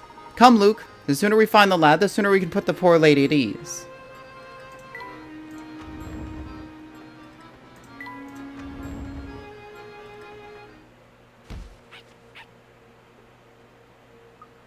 Oh. Is everything all right, miss? That's clearly Flora. I'm just fine, thank you. Excuse me. Say, does that lady seem kind of familiar to you? Yes, now that you mention it, something about her did seem rather familiar. Welcome aboard, sirs. May I interest you in a refreshing beverage or a scrumptious snack? Sorry, miss, but right now we are busy searching for a small child. Have you seen a young boy wandering by himself around here? A little boy, huh? Nope, sorry, mister, but that doesn't ring any bells. Ooh, what happened? Did he get lost on the train? Yes, unfortunately, we haven't been able to track down the missing tot. You know, I probably shouldn't spread rumors, but hey, I got nothing else to do. Did you know there's a weird old lady staying in this car? What if she kidnapped the little one and has him stowed away in her room? I know it's probably not true, but what if? She's just so bizarro, I can't help thinking that. But I could get in trouble for spreading rumors about patrons, so forget I said anything, okay? A strange older lady, huh? I wonder if we've seen her around. Your guess is as good as mine, Luke, but it certainly does make one wonder. Hello there, suddy boys. Ever get all knock-kneed and goosebumpy from a terrifyingly hard puzzle? Well, have no fear. The beautiful and clairvoyant Granny Riddleton stands before you, ready to help. I should have known. Who else could this tiny house belong to? Hey, wait a second. What are you doing here anyway? So you've heard of me, eh? Shorty? Good to know I'm still a hit with the young'uns. What do you mean, of course I've heard of you? We met before, remember? Nope. I suspect you've got the wrong granny, boy. I've never seen you before. But you're here now, so that means you want to hear my spiel, right? Not really. Oh, no need to be so modest. Allow me to thank you for visiting me by bestowing a little tidbit of information on you. My specialty, you see, is puzzles. Puzzles people forget about? Puzzles people miss? Surely you boys have had a few of those, eh? No need to turn red. That happens to the best of puzzlers. What I do, you see, is I take those poor, lost little puzzles and invite them to come stay with me. I imagine any puzzles you've left behind have found their way to my hut as well, if you want to say hello. If my hut is empty, then clever lads will just have to go out there and find some more puzzles. Now why don't you take a peek inside the hut to see what's there?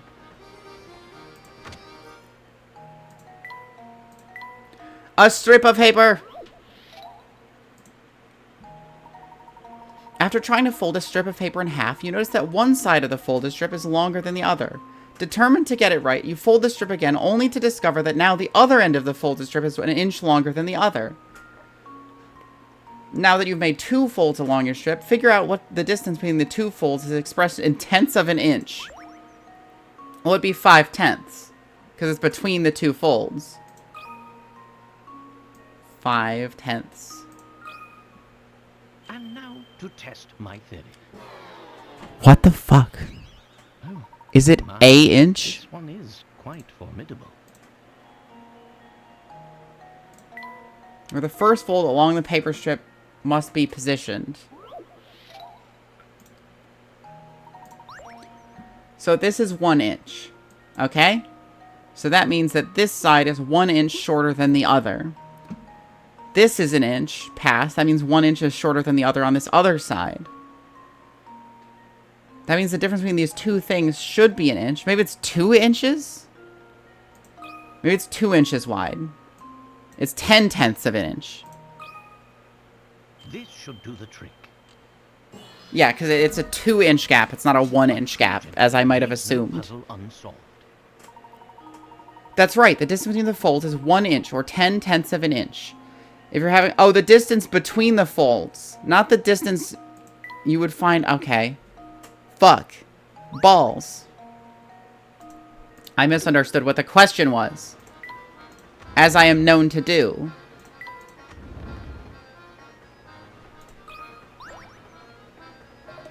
Oh, a passenger. Sorry, sir. I didn't mean to get in the way of you using the deck.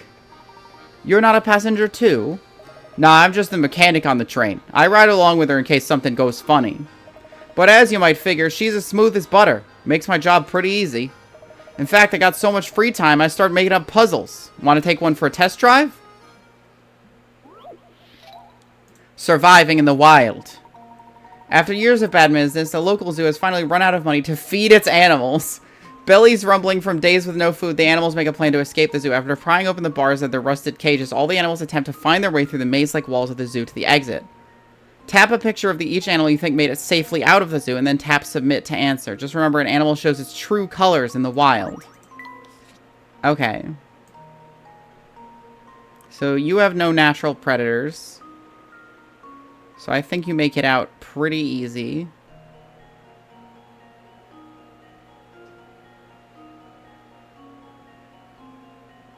Well, that goes into there. Well, these two don't make it out. Because the alligator and the panda can't leave this group here.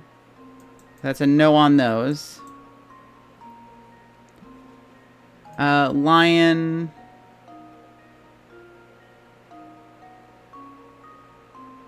Beep, beep, beep, beep, beep, beep, beep, beep, beep, beep, beep, beep, beep. Yeah, that goes out. The rabbit, unfortunately, leads directly into the lion, so that's a no-go. The giraffe does not appear to have a way out. The tiger also does not have a way out.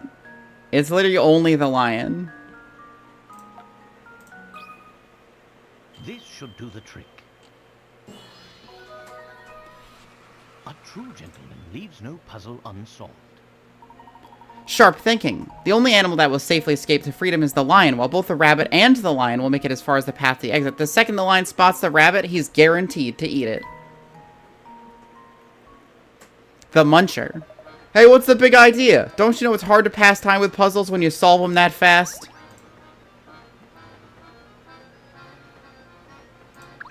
Can you tell where Tom is? Don't suppose anything on the train's gonna break, do you? I'm dying for something to do. Alright, see ya, I guess.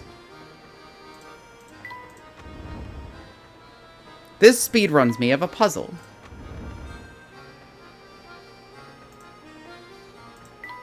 This fully fast speeds me of a puzzle.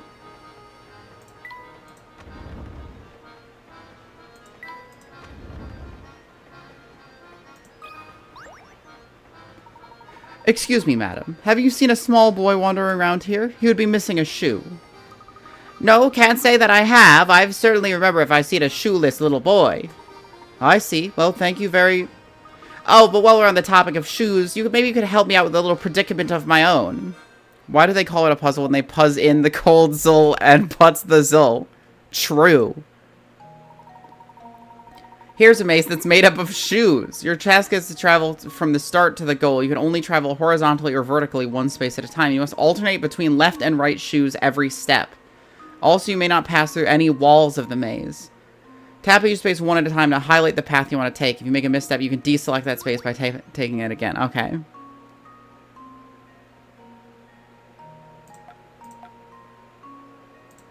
Right. Left, right. Left, right.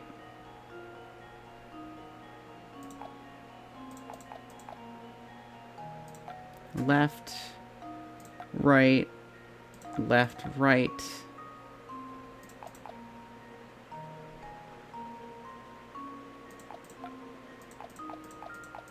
Okay, so left, right, left, right, left, right, left, right, left, right.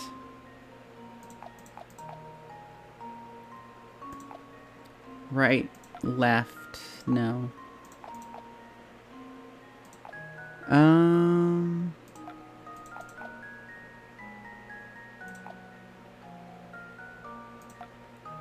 Left, right, left, right, left,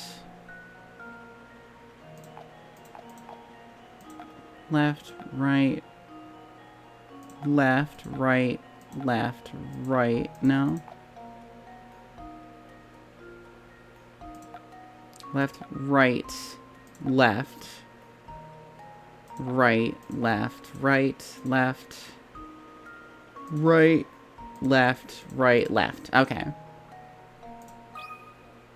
Consider this puzzle solved.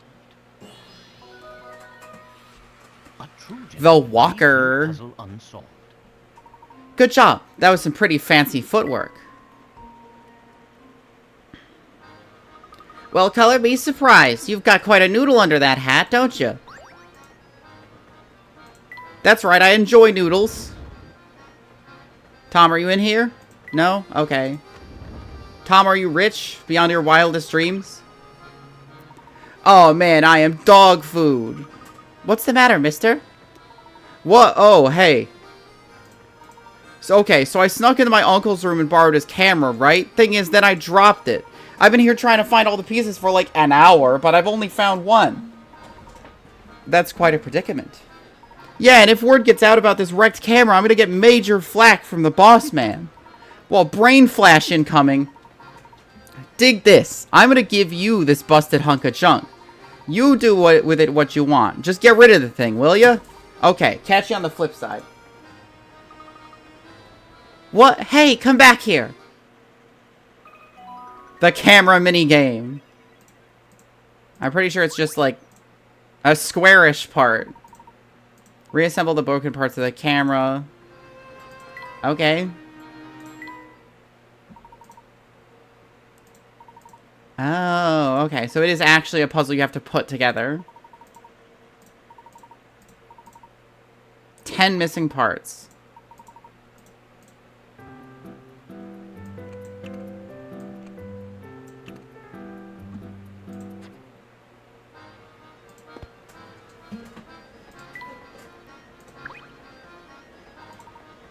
Okay, so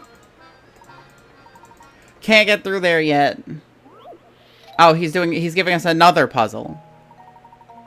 An unknown number of people are riding a train. At the first station the train pulls into, 1/6 of the people on board get off. At the next station, 1/5 of the remaining people get off. At this pattern continues, so that next station, 1/4, 1/3, then 1/2. At the final station, all passengers remaining on the train exit as well. Assuming no one got on the train during the ride, what is the fewest number of people that could have been riding the train when it set out? 7? No, we get on and 1/6 of them leave. I would say 6 then.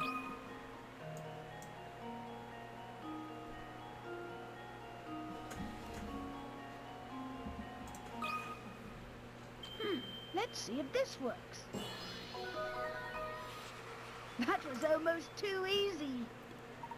Good work. If you assume this train started out with 6 passengers, then only 1 person would have to get off at each station. This puzzle can really be tough if you don't remember to reduce the number of people remaining on the train at each station along the way. And that's how that one goes. Well, show's over now, so move it, will ya? If the folks in here find other passengers hanging around there outside their door, I'm gonna get an earful.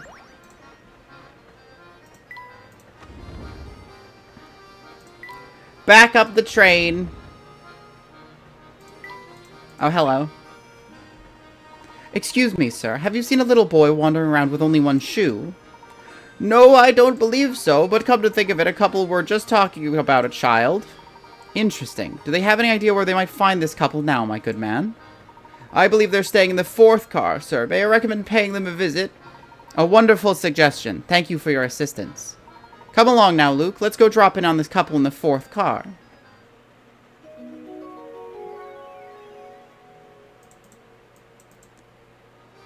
Fourth car. Car 5. Oh no, it's back here.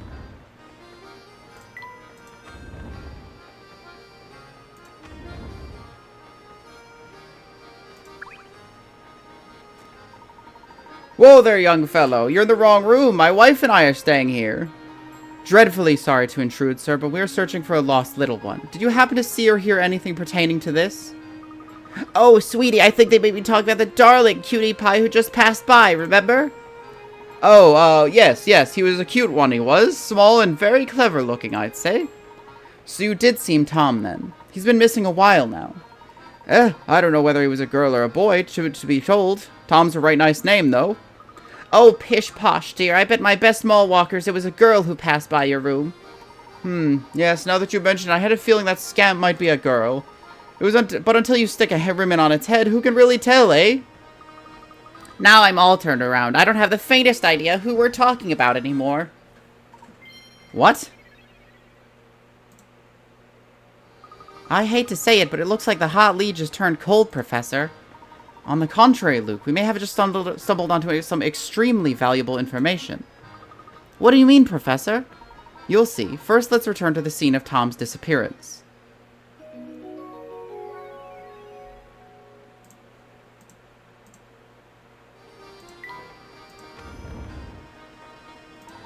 Ah, Inspector. Tell me, are you any closer to uncovering the whereabouts of the missing child? So you two are still flipping over furniture to find that tyke, Do you mean to say the child has been found? No, not at all. What I'm saying is the child is no longer on this train. I've asked everyone aboard, but no one gave me an answer that suggested they'd seen the lad. This led me to the conclusion that the poor child either get off early or fell from the train. Fell off? Yes, it's entirely plausible given the way children love to run amok. When you combine that with their oversized heads, you've got a recipe for a disaster. I'll contact the railway police to give it at the next station, so feel free to give up your search. Just a moment, Inspector. The windows on this train are mounted high and every exit is manned. Given this situation, don't you think it's unlikely a child could have made it off the train unannounced? Alright, I'll humor you. So tell me, Layton, where do you think this elusive ankle biter got off to? That I can't say, but something tells me we made a rather large misassumption here. Oi, there's no reasoning with you. Fine, keep playing detective. Nothing'll come of it, I tell you.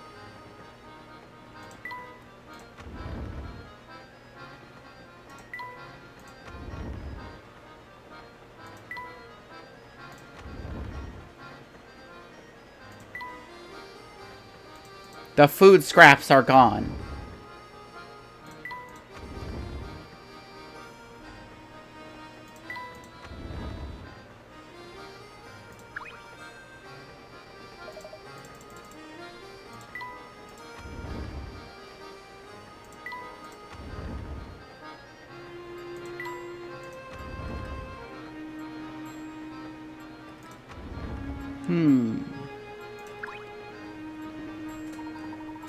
Yeah, the boss can really bust his chops. Damn, this train.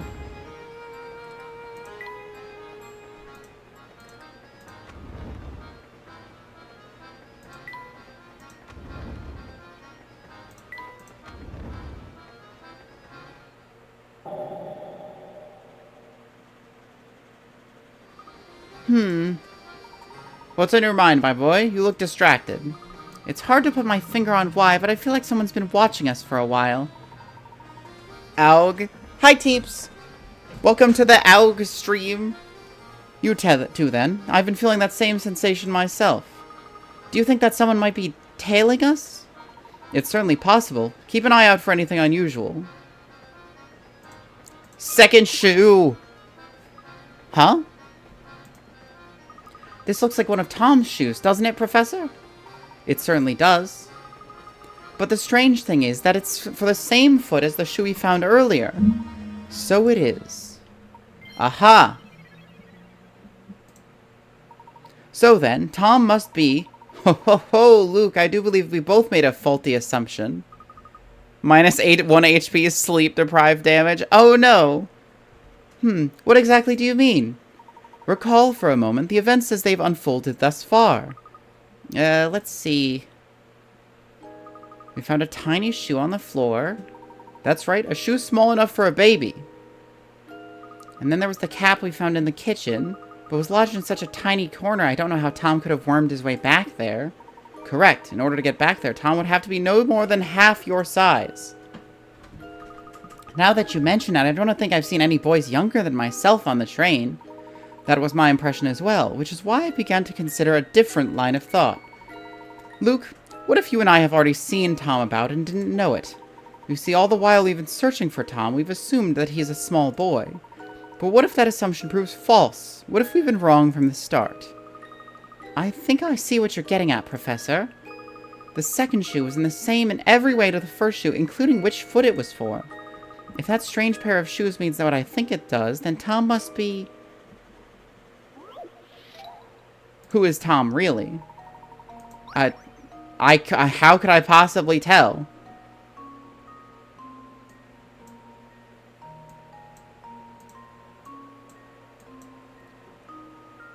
Move the L-shape pieces around and arrange them in a plus shape that in the middle of the board that sheds some light on Tom's true identity. Oh, okay.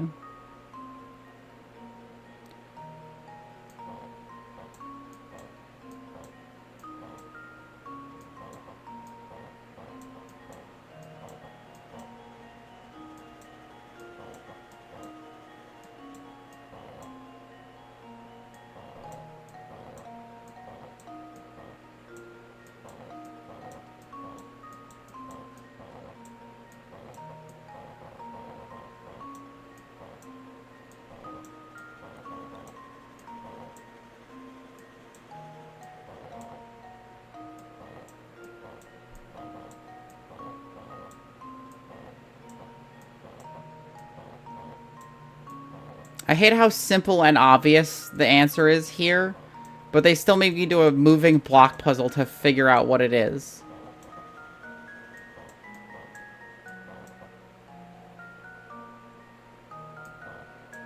It's like I know what the picture is. I can see the picture. I know what it is. You're just forcing me to do a moving block puzzle to figure it out, quotation marks.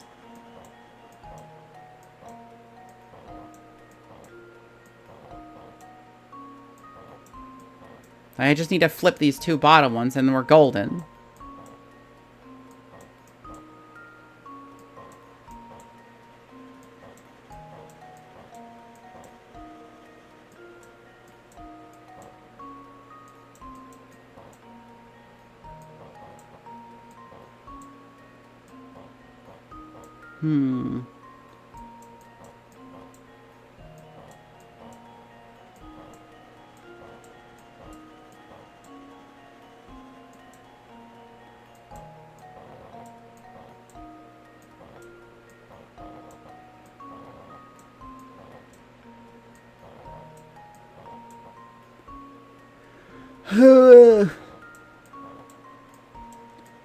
Moving block puzzles.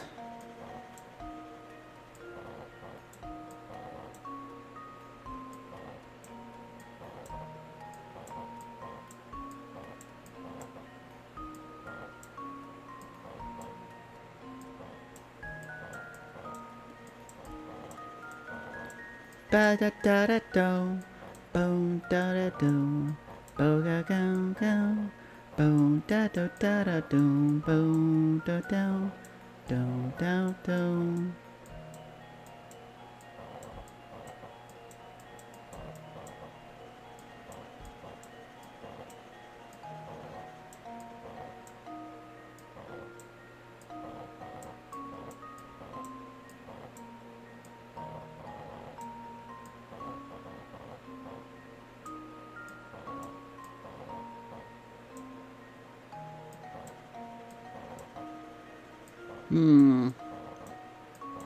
These little squares are really pissing me off.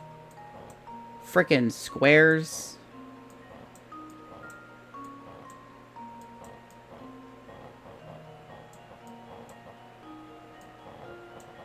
So now I've got these two ready, and it's like, now these two are flipped around. Bastardous little square pieces.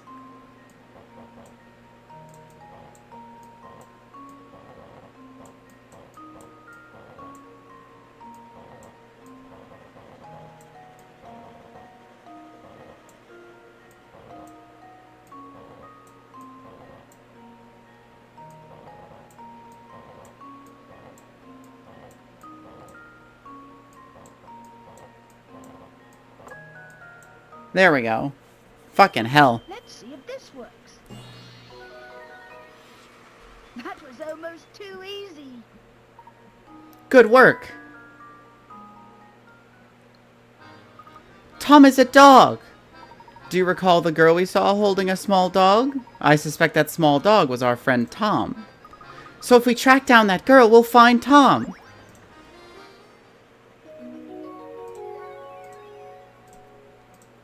I don't know how you guys have not recognized that this is Flora yet.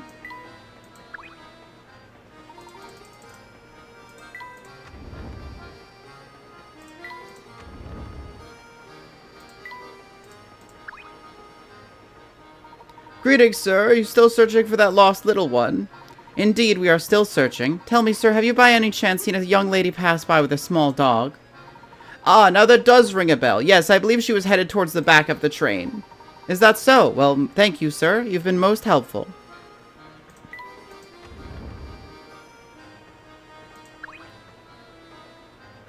Well, if it isn't the famous Mr. Layton, dashing about like he knows something I don't. I was just about to head over to Babette's and inform her that her child is no longer aboard the train.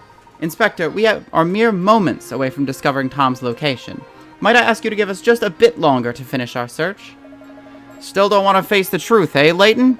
Fine. Since you're so intent on it and seeing how Babette is napping right now, I'll wait a little while longer. But mind you, the moment she wakes up, I'm taking my findings to her. Got it?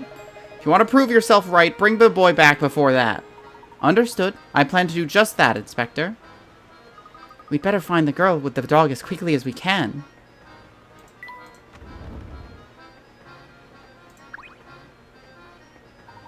Hey, looky here. You guys have solved at least 12 puzzles. I applaud you. Heartily.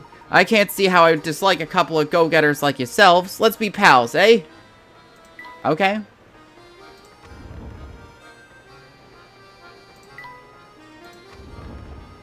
Can I go through? Nope, that's not the answer. Ooh, this one is gonna weigh heavy on my mind, I tell you. Now what's with you two? What can I do you for? We're looking for a young lady with a small dog. Have you seen anyone fitting that description? Yeah, I remember seeing someone like that pass by. It was headed to the back of the train, I think. Thank you very much. We'll just be on our way. Now hold it right there, Top Hat. I see how it is. Get old Grousely to answer your question, then scoot off without a word. I told you what you wanted to know, so the way I figure it, you at least should lend a fella a hand. I'm sorry, sir. I didn't realize you needed our help. How may we be of service? There's this puzzle that's been on my mind for ages now. Maybe you'll have better luck with it. Want to try? Number 12. The man is sitting next to you on the train. Shows you a picture he's drawn.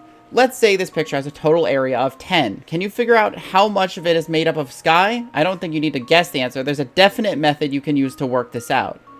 How much of the area is sky versus clouds? So if we cut this up into tenths.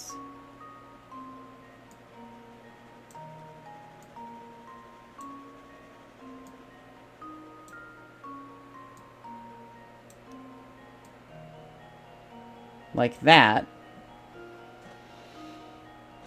Okay, so blue, so that's all sky.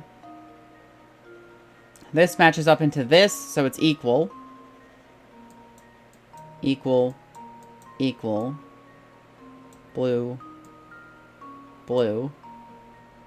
This matches into this, so that's equal. This matches into this, so it's equal. And this matches into this, so it's equal. So 4 of it is blue, 4 of it is white, and then you have the 2 extra blues, so it's 6 blue, 4 white. 6, 4. This should do the trick. Ha! Wonderful. Nice job. The key here is to use the studs surrounding the picture to divide it up. Once you do that, it should be clear that B, E, and F, C, D, B and F, C and I, D and G, and E and H are all simply pairs of the same drawings with the color reversed. This means that of those 8 areas, there are 4 squares of sky and 4 squares of clouds. The remaining 2 squares, A and J, are solid blue, so in the end, there are 6 squares of sky and 4 squares of clouds. Ah, so that's how you do it. You've got quite a head on your shoulders, don't you? Now, as to that girl you were asking about, she's probably on the observation deck behind me. I got a glass part. Glass part, baby. Glass part, baby. Oh, this is definitely the viewfinder.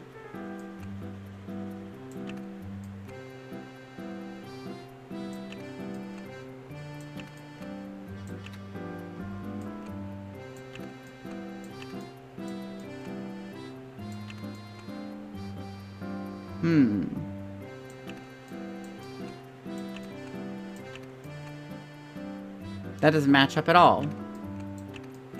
Let's put it here for now.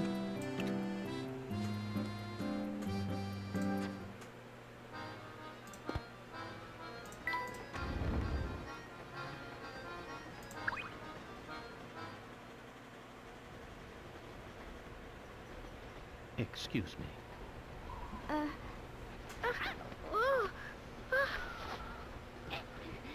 Whoa! Hey, it's you! Yes, I had the sneaking suspicion that it was... What? No. Flora, what are you doing Well, here? she wanted to join. Sorry. What a weird cat. It really was a fucked up cat. Wanna be all alone Yeah, why would you leave her behind?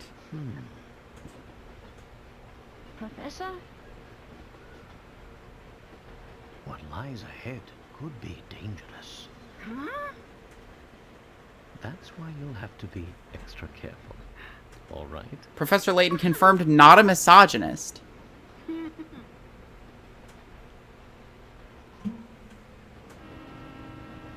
Well, except a female gentleman. Luke is. Luke is definitely misogynist. Look at his evil little eyes. Oh, he's the dog we saw earlier. Quick, grab him. Yep. Well, I'll be. Tom wasn't a boy at all. Ho ho, right you are, Luke. Now let's get him back to his owner.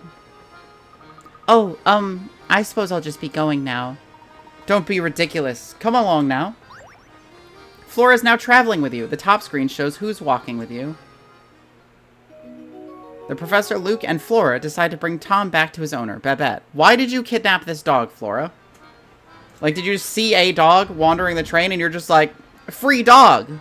Let's fucking go, baby. I like how Tom has a little icon. Luke specifically didn't tell her Layton was like, I wonder why she didn't come with us. And Luke was like, yeah, it's so weird. Madame Babette's quarters are just ahead. Let's bring her dog back to her. We had the little Tom portrait at the top left. Luke is so mad now. Oh, thank heavens you're all right. My sweet little Tommy boy. I've missed you so. This is Tom. We were under the impression we were searching for a boy, not a mutt with a fancy haircut.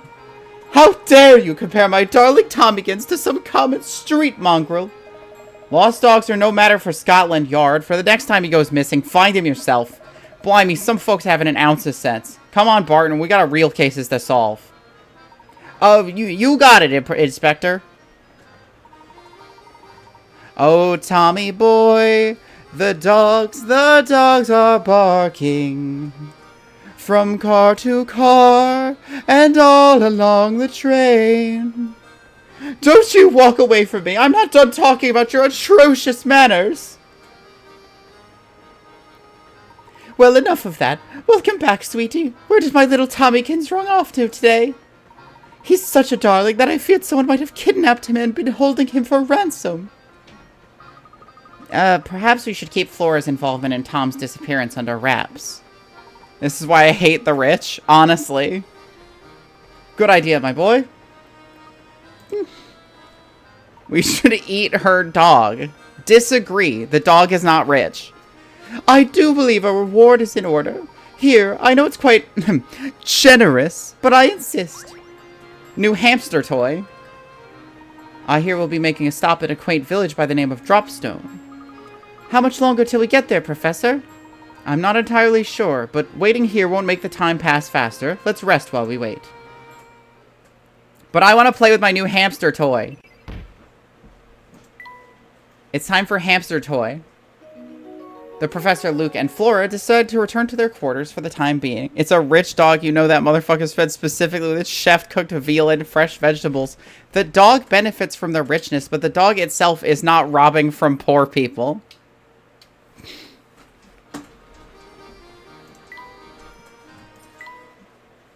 Alright, hamster.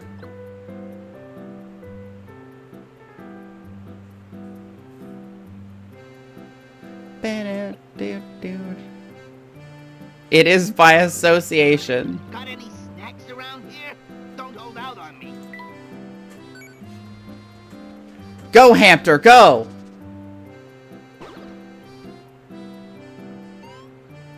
Oh, the house isn't close enough.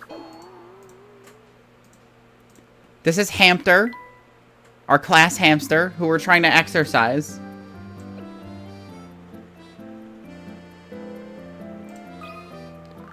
Got any snacks around here? Don't hold out on me. I think we're only gonna get to 6, which is unfortunate.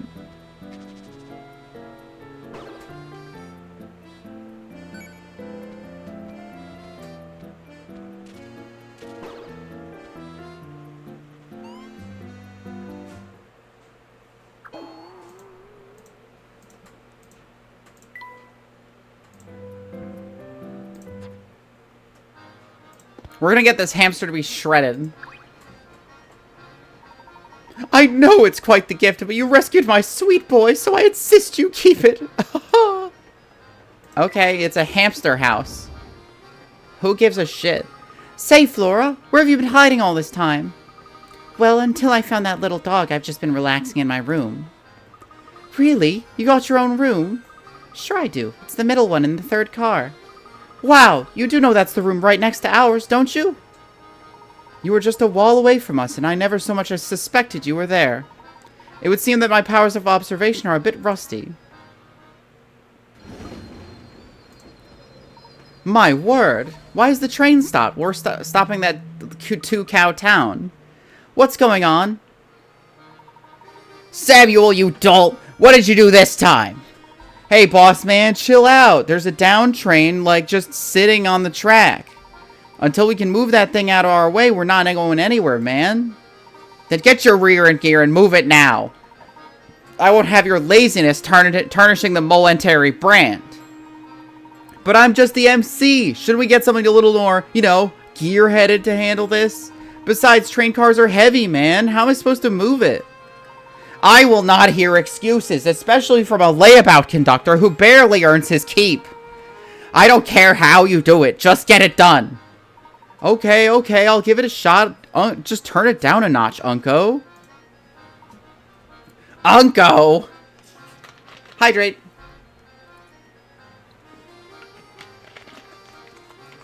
And unshrimp. Unco? I might be your uncle, but I'm also president of this railway, and I demand you address me as such. Okay, alright, sure, whatever you say, Mr. President. Bah, I'm too nice to that indolent, scruffy nephew of mine. All the louse does is complain. Sure. What seems to be the problem here? Oh, sorry, Mr. Passenger. See, there's this giganto freight train parked on the track, and it's blocking our way. Clearing the track is going to take some time, so just sit back with something fizzy and wait. I see. Can I lend you a hand? For real? Oh, yeah, that'd be way helpful. You think you can find a way to move the train blocking the track so we can, like, get a move on? Step aside now. We're not going to win anywhere until that train moves off the track. Until we get this car out of the way, the Momentary Express isn't going anywhere. Train swap. Swap the positions of the two trains along the tracks. Move cars one at a time. Make sure the numbers by each side of the track match the numbers on each car.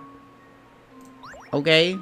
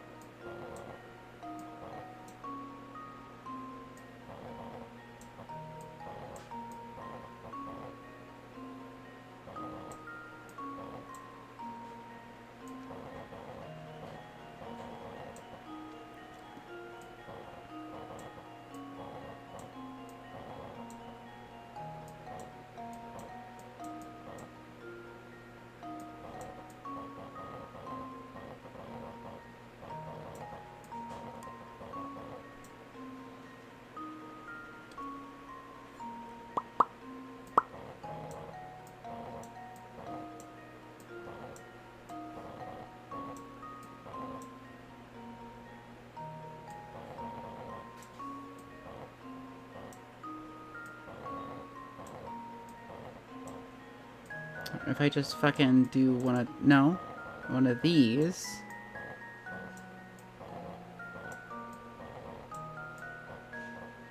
Oh, shit.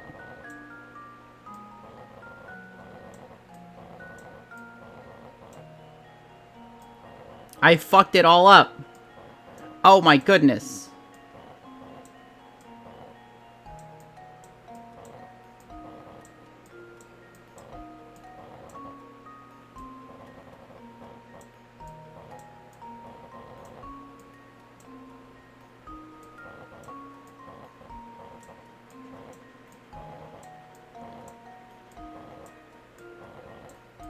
There we go.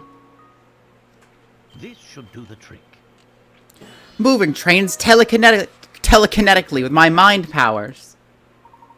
That's right, now hurry back to the train. It's behind schedule as it is. Hopefully we should be able to continue on our journey now. Yup, I reckon we're good here. Just give me a second, we'll be up and running again.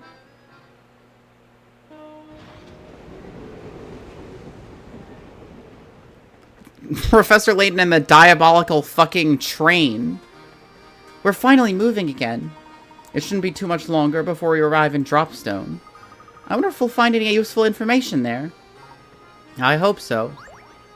A round part. Oh, fuck. We missed Luke's big dinner. Shit.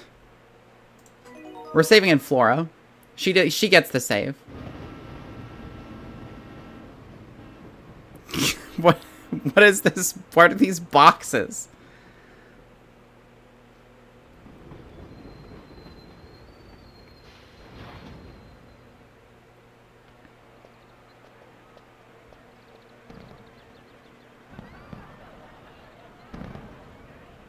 Oh, it's the 50th anniversary of Dropstone.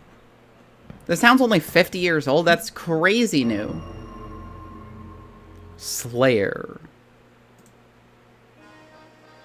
That sudden stop back there did a number on our brakes, so we're stopping here for repairs. We got at least 3 hours till we're ready to roll, so why don't you catch the local sites? Capital idea. Besides, who knows what information we might stumble upon in the village. Yeah, but I wanted to go to Granny Riddleton's shack and catch up on those fucking puzzles. I tell you, man, this sleepy little farming place is like the chillest place on earth. The boss, is wandering around the village, and so is that inspector dude. The village is celebrating its 50th anniversary right now, so I bet there's tons of stuff to do. If I weren't stuck working, I'd definitely go check it out myself. So the village was founded only 50 years ago. That's quite young for a settlement in these parts. And it's so peaceful here. I really can't believe we'll find any clues about the Elysian box. Oh, I wouldn't be so sure of that, Luke. Remember, one of the first rules of puzzle solving is that the answer is often in the unlikeliest of places. Of course you're right. I'll be sure to keep my eyes peeled for clues, Professor. Where is Granny Riddleton? Look at this poster of a train, Professor. Yes, it's quite lovely, Luke. Oh, but there's something quite odd about the picture. Huh? What do you mean, Professor?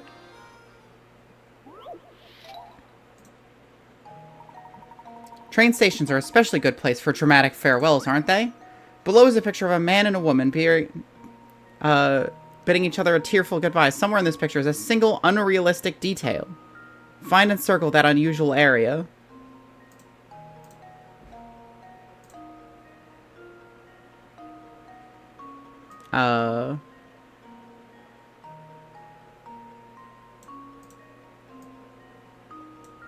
I see this spooky hand this guy's gotten going on here.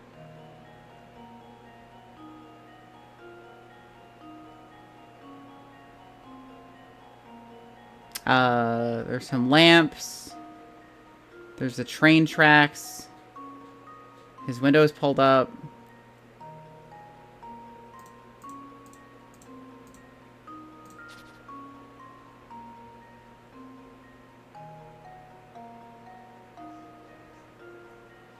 This guy's taking the box away from the train, I guess?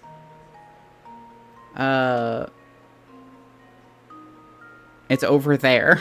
Fuck, you're so right. How could I have missed it?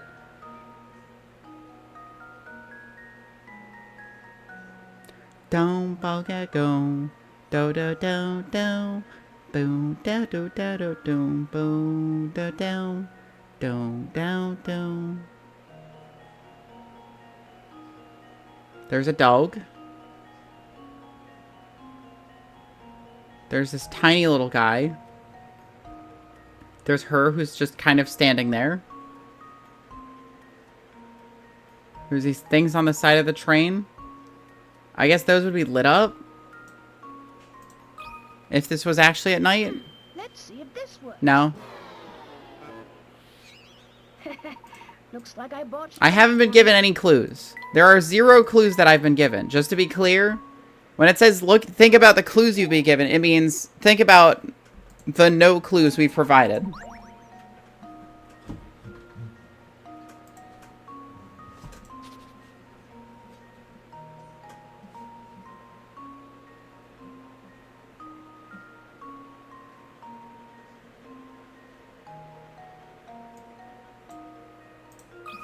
I'm going with his spooky hand. It's his stabbing hand. Or it's just the fact that the window opens up. Oh, the frame would go through the roof of the train. Ah. Most trains have windows that either slide down into the body of the train or allow only one portion of the window to open. Of course, thanks to today's modern air conditioning, a good number of trains have been fitted with windows that don't open at all. His fucked up windows. Oh, right there. That was the odd section. Two-sided part. More camera pieces.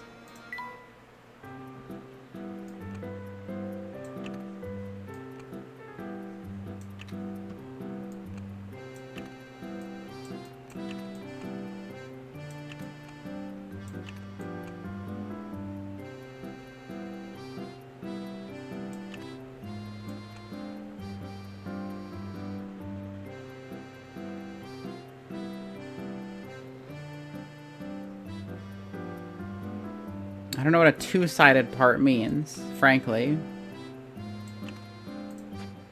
AI generated ass train poster. Well, Mr. Layton, how are you enjoying your time here in Dropstone? It's been delightful. Even the 10 seconds I spent looking at a poster with my apprentice and no other part. Every once in a while, it's nice to leave the city and enjoy the countryside. The air is so clean and fresh. I'm so jealous of the people who get to live out here. I couldn't put it better myself. There's something about this place that makes you feel like a new man. If there was a puzzle in the painted world, what kind of puzzle do you think Priscilla would give? It would be a puzzle. It's like, which of these inhabitants is the most kind? And it would be her, and then you would smooch her on the mouth. Come to think of it, your Millenary Express turned 50 this year, didn't it? Quite the coincidence. Yes, indeed it did. Sheer coincidence, of course. Still, it could have been fun to celebrate your train's anniversary here at the festival. Well, we already have a grand 50th anniversary celebration planned at an exclusive venue in London. Oh, is that so? Well, I'm sure your party would be on par with the excellence of your train. Yes, and on that note, I'm afraid I'll have to excuse myself. Good day, Mr. Layton. Good day to you, Mr. Beluga. My, it's already been a year since she passed. Time truly does just fly by. She? Who do you think he was talking about, Professor? I haven't the foggiest, Luke. Wrong, she wouldn't make the answer herself. It'd probably be the zombified dragon ass on the bridge to her. Oh, hello! Fancy seeing you laddies. Me? They booted me off the train until they fix it. If you're after a few puzzles to pass the time, just take a peek inside of my shack of wonders. I'll be here until I can get back on the train, so just come by if you get the hankering for a puzzle. Sheesh, I tell you, those railway folk have some nerve booting me off the train like that. But while I was waiting, you can take a peek inside that teeny little shack for any lost puzzles. Luke's big-as-fuck dinner. Now, Luke, are you sure you can really eat all of that? You put quite an order there. No sweat, Professor. I'll clean my plate and still have room for more. It's no wonder the Professor is concerned, as Luke's order cost twice what the Professor's did. Below you see all the items Luke and the Professor ordered, as well as the price of each of them. Touch the price for each of the items that are part of Luke's order. Cost twice as much as the Professor's did. So let's say that the Professor got...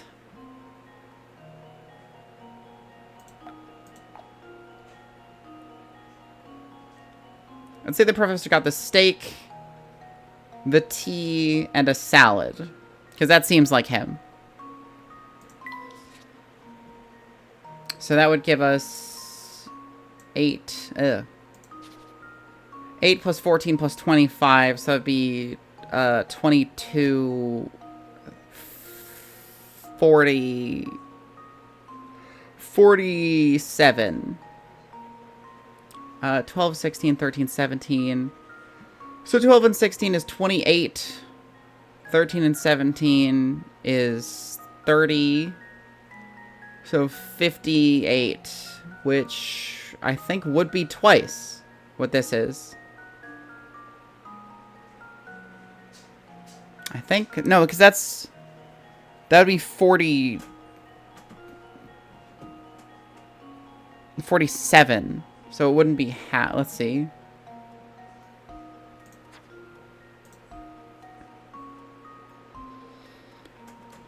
Let's see.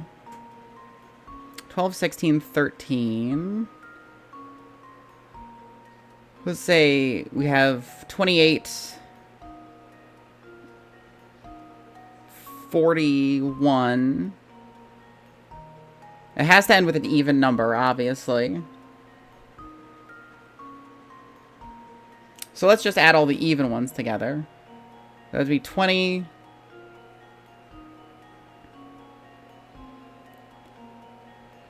Or maybe it's just two odd. Maybe they just have two odd ones here. Let's see. So 12, 16, 13, 17. If I do all those, it was... No, because that would be it.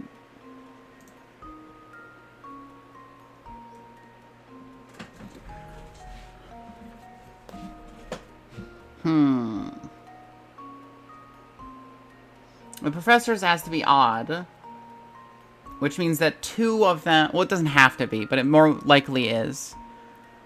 So, there has to only be one of these three in the order. And Luke has to have two of them in his order.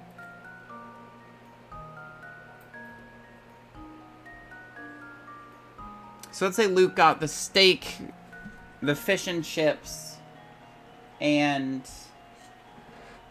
the steak, the fish and chips, and the ice cream sundae. Or whatever the fuck this is. I assume it's a float.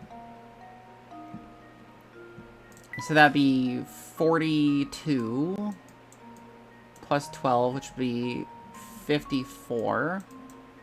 And then the rest of it together would be 8, 14, so 22, 35. Let's see.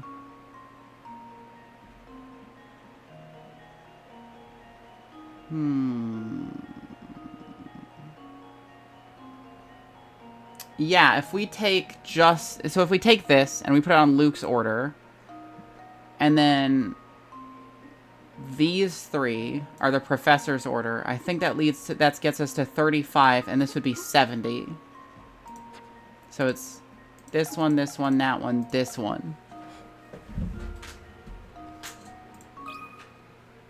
This should do the trick. Kid spent 70 pounds on a dinner. That's fucking crazy. Good work. If you calculate the total tab, you'll see that the meal cost 105 pounds, knowing the total Luke must have ordered 70 pounds worth of food, and the professor 35. Once you've got those numbers, the rest is easy. Are you sure you didn't order too much? Nope. This stew is great, and the steaks are great too. Well then, eat up, I suppose. My goodness, Luke. You're fucking crazy.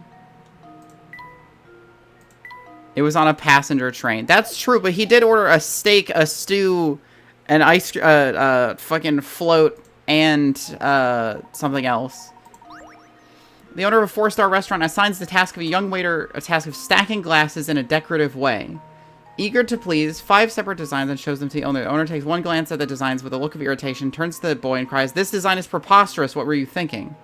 Which of the 5 designs is the owner talking about? It's this one, because the glass is going through the walls of the other glass. See if this works. Layton's apprentice strikes again. Exactly right. The restaurant owner was talking about sketch D. If you look closely, you can see how the first and second row of glasses couldn't possibly rearranged in the manner depicted. Simple 2D sketch didn't take into account the rim of the glasses. He is a growing British boy. True enough. He's gonna be huge. How is he supposed to grow without 15 pounds of food? He has to eat a quarter of his weight every day or he'll die. Of the 3 pictures labeled A, B, and C, one is actually the same as the picture on the left. However, the image on the far left had its contents flipped left to right and its colors inverted and changed to black and white. So it's flipped left to right, and then the colors are inverted.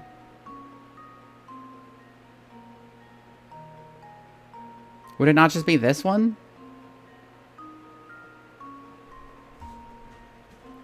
Well, these look the same also. No, because this has a dot. This one does not have a dot. No, it's this one. No, it's definitely this one. Yeah, it's A. For sure. Has to be a honey roasted mixed nuts. Oh, yeah, I get that. We got some honey roasted mixed nuts a while ago, and they are so fucking good. That's right. Image A is the same picture as the black and white picture on the far left. As shown above, pictures B and C have slight variations from the image in question.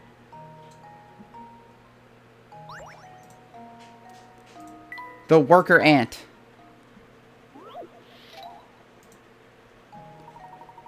Busy ants work tirelessly, carrying food back to their nest. One day, one such ant was returning with food when he bumped into an acquaintance in the front of the nest.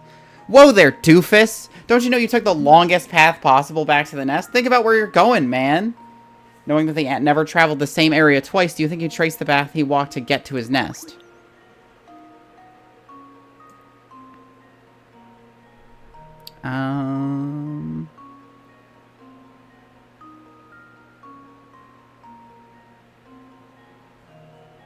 How's that? Just leave it to me. I never get these right. I get these wrong every single fucking time. It sucks that they don't have, like, customized, like, puzzle, like, reminders at the end. It's always just like, think about the clues you've been given.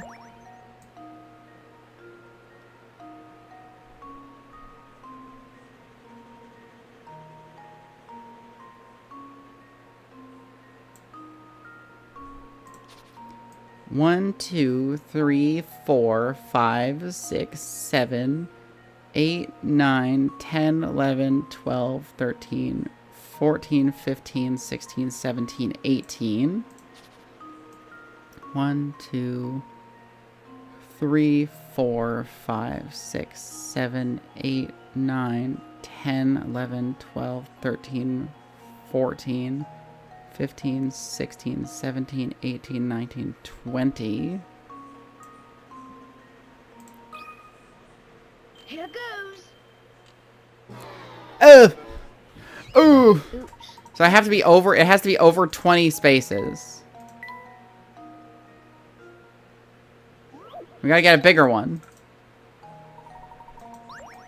1, 2, 3, 4, 5, 6, 7, 8, 9, 10, 11, 12, 13, 14, 15, 16, 17, 18, 19, 20, 21, 22. That's more than 20. That's 22. Just leave it to me. Fuck! Shit! Looks like I botched that one.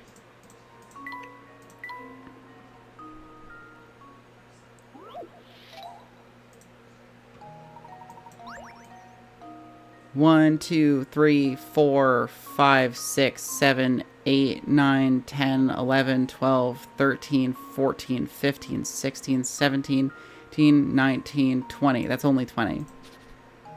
1, 2, 3, 4, 5, 6, 7, 8, 9, 10, 11, 12, 13, 14, 15, 16, 17, 18, 19, 20, 21, 22. Shit. 1, 2, 3, 4, 5, 6, 7, 8, 9, 10, 11, 12, 13, 14, 15, 16, 17, 18, 19, 20.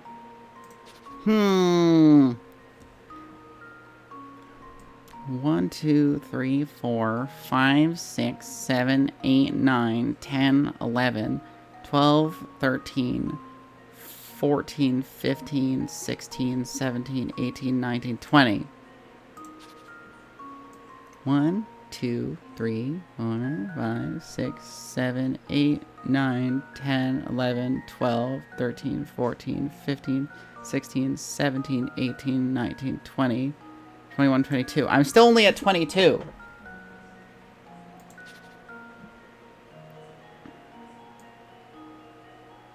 One, 2, 3, 4, 5, 6, 7, 8, 9, 10, 11, 12, 13, 14, 15, 16, 17, 18, 19, 20.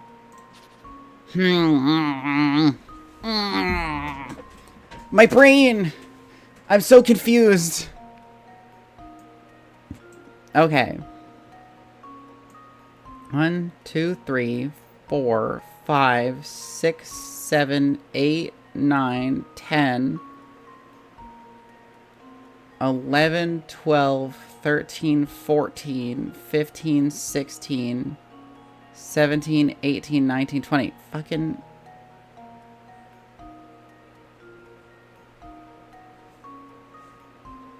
One, two, three, 4, 5, 6, 7, 8, 9, 10, 11, 12, 13, 14, 15, 16, 17, 18. No. That only gets me to 18.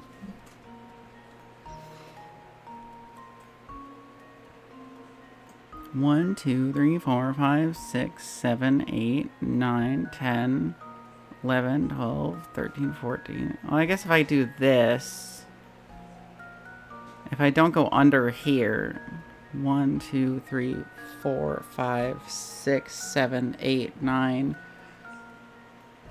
10, 11, 12, 13, 14, 15, 16, 17, 18, 19, 20.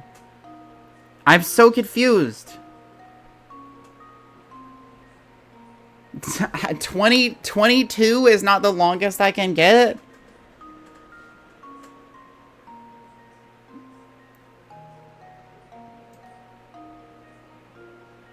Four, 5, 6, 7, 8, 9, 10, 11, 12, 13, 14, 15, 16, 17, 18, 19, 20. What in the hay?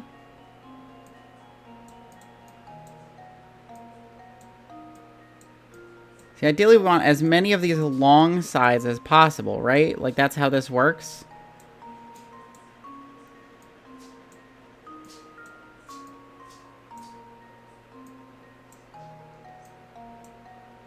No? What the hell?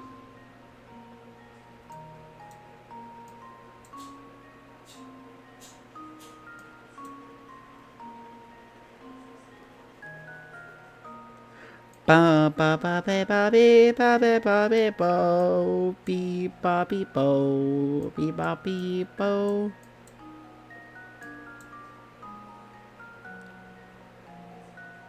That's a path. 1, 2, 3. I can't count this. It's a path. Leave it to me. Fuck. Oops, that wasn't right. I haven't given any clues. You guys aren't there's no clues. Stop saying look at the clues. 90% of these puzzles don't have clues.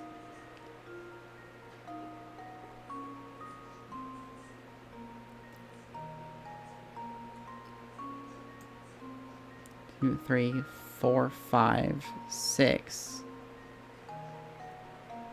7, 8, 9, 10, 11, 12, 13, 14, 15, 16, 17, 18, 19, 20, 21, 22, 23, 24. 24. Hi, Leggett. I'm trying to find the longest place back. Okay, so it was 24. I finally found it. Layton's apprentice strikes again. My goodness. That's right. Perhaps all the heavy lifting kept this little ant from thinking about his path home. If only he'd thought about where he was going, he could have saved himself a lot of walking. I solved it 15 minutes ago. It wasn't 15 minutes ago. I wasn't doing that puzzle for 15 minutes. I hope. 8 people are playing an unusual communication game. In this game, one person has to get a message across to 7 other people. It takes 1 minute to pass along this message, and each time the message is spoken, it can only have one recipient. Using these rules, what's the shortest amount of time in minutes for the message to pass to all 7 other players? What? 1 minute to pass along the message, and each time the message is spoken, it can only have one recipient.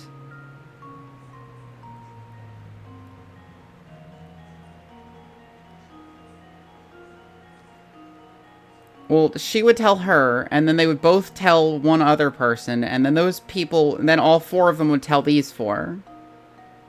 Yeah?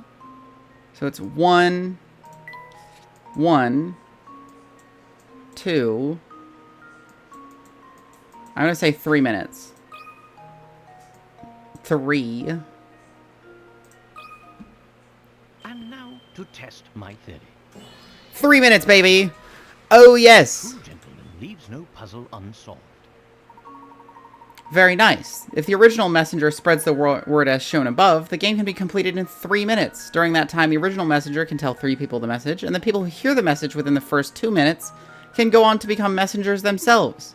When an emergency arises, information networks structured in the above fashion can help get the word out fast. A button part.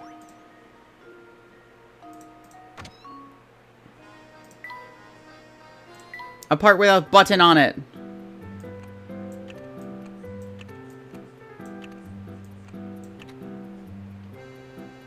Well, no.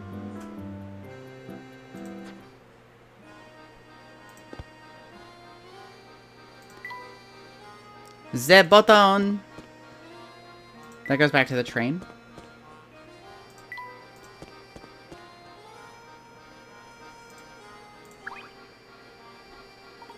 Oh-ho, and who do we have here? Visitors from out of town? Indeed we are. We were traveling on the Molentary Express, but we've stopped here for repairs. If you're here for repairs, I bet I know where you're headed. Oh, really? What do you mean, sir? Oh, I was just thinking out loud. Yeah, just chatting with myself. Forget about it. Say, did you notice the festival that's running today here in Dropstone? Today marks the 50th year since the founding of our village. Make sure you get in on the fun. You're kind of a freak, man. Can you believe this weather? It really is the perfect day for a festival. I'm in such a good mood, I'm going to go ahead and tell you a puzzle I've been saving for a special occasion. Below are 4 halves of 4 separate cubes. Each of the halves is shaped so that when fitted identically to a shaped piece, to an identically shaped piece, the 2 halves form a whole cube. However, one piece fails to meet those requirements, doesn't form a cube when joined with another identical piece. Circle the odd piece out from choices A and B. Let's see. Well, it's this one, right? No, because that fits into this. That fits into this. Flip this over. That fits in really well. Flip this over. That fits well.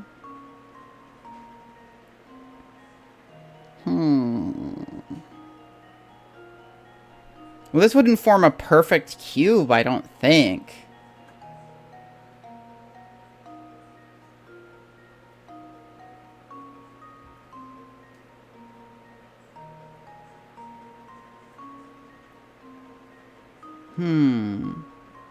But I don't think the dimensions are the problem here. See, that would fit. This would fit easily. This should fit, and this would fit too. I'm fairly certain. I'm gonna go with A. No, it has to be identically shaped. So if we can't flip it over and connect it, then it doesn't work. But this one gives me like a weird feeling. Like this might be it, but I don't know why. I'm gonna go with A because I don't think it'd be a perfect square. And now to test my theory. No. Well, I suppose It's like that you haven't given me clues. Stop saying you've given me clues. The clues are you gave me 4 pictures and told me to pick one.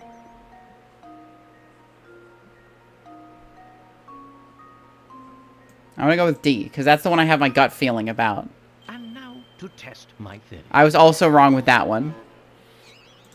My incorrectness. Well, I suppose you can't win them all. It hurts greatly. Now let's see if I'm majorly stupid or minorly stupid. I'm gonna go with B. Consider this puzzle solved. Oh my god, it actually was like the weird looking one. Oh, Really? this one is quite formidable. It really is the weird one? Because the weird one, like, all of them look like they fit together fine. But the weird one is, like, weird, so it's like I figured it would be the red herring. But it's like, no, this is the answer. The trick. What? And there we have it.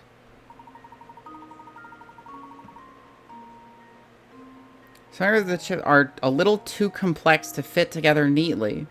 What do you mean? You just rotate it this way. What?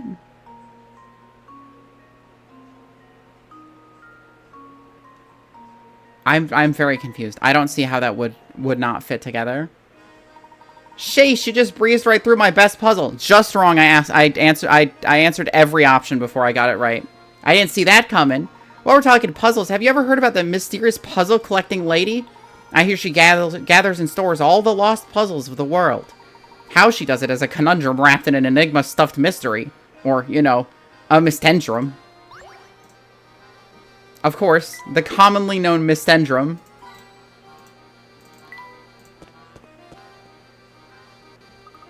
Wow, look at all the stuff there is to do. I've never been to a real-life festival before. It's wonderful. Oh, that's right, Flora. I'd forgotten how you grew up in that one little village. Well, now's your chance to make up for lost time. Let's explore. That's a great idea. Where should we go first? Oh, let's look at the booth over there. I want to see what they've got. Wait for me. Haha, you two watch where you're running or you're liable to crash into something. Oh, fuck.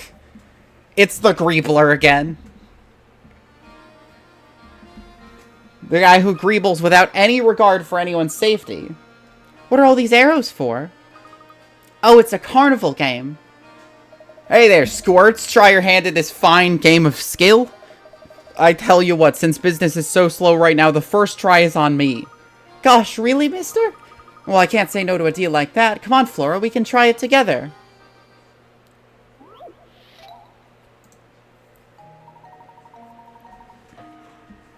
A bag of candy dangles from one of 3 arrows attached to a wall. Assuming that all 3 arrows are perfectly straight, which arrow, A, B, or C, is connected to the candy?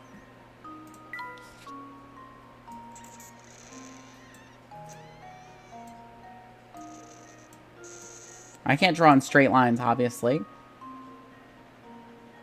But my guess is B.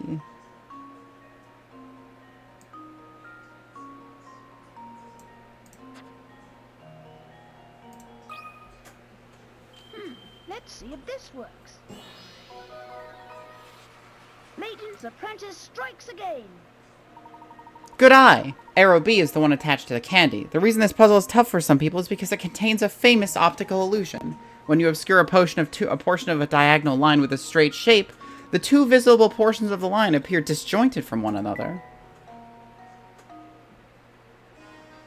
Nicely done, Shorty. Here's a little something for that fine performance. You don't get the candy. You didn't pay for the try. You don't get the candy. Really? Gosh, thank you. Spring part. Why are you handing out pieces of a camera? Where did you find this?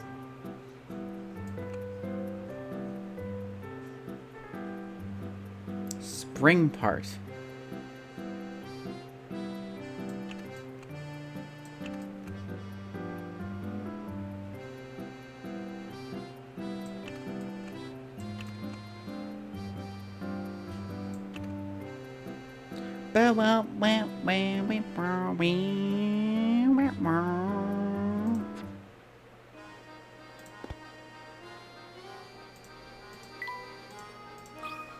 There's so many things to buy. Look at all the fruits and veggies on this cart. It probably belongs to the person running that little stand. Oh, but it looks like one of the wheels is dented. That must make it difficult to move much. Yeah, I bet it's a real pain. Oh, but you know, this reminds me of a puzzle about a busted wheel. Oh my god, she's learned their ways. In the back of the train yard, there's an old warped wheel lying on the ground as shown below. A star is pointing to its axle. While no longer functional, the wheel is interesting because when rolled in a flat surface, its axle traces a funny pattern if you look at it from the side. Of the 5 diagrams below, which one depicts the actual path of the axle? So it's not going to hit the bottom.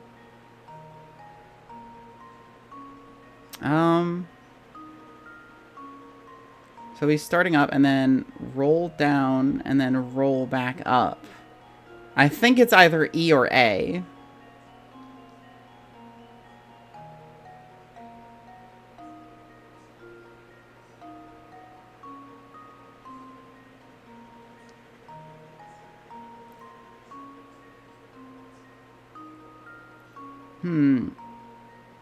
I'm gonna say A because it's slightly suspended. Just leave it to me. That was almost too easy. That's right. Diagram A correctly traces the path of the axle as the wheel rolls. You probably won't see the wheel on a train anytime soon, but it sure would be fun to watch it bounce around, wouldn't it? Me watching the Mythbusters episode where they did a truck and built all custom square wheels for it. That's right, Luke. You sure figured out that one fast. If you got puzzles, I've got answers. I'm impressed you knew a puzzle like that. I'd never heard that one before. Well, I need to know a few to run with you two.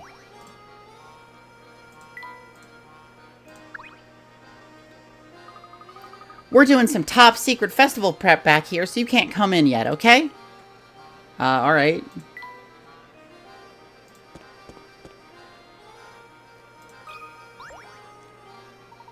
Hey there, fellow. I'm out in a real bind here. Help an old gal out, would you? What seems to be the problem, madam? My sweet little bird fell down a hole in the ground here. I would have helped the poor thing, but I just can't reach her. Do you have any ideas? I believe there's something we can try. It's called grabbing a long stick and holding it down so the bird can grab it. Oh no, Laurel's poor little bird has fallen down a long, winding hole in the ground. In front of the bird are 3 paths labeled A, B, and C. Which tunnel should the bird take in order to make it back above ground? Snag. So we're not taking A. A goes to Snag. B.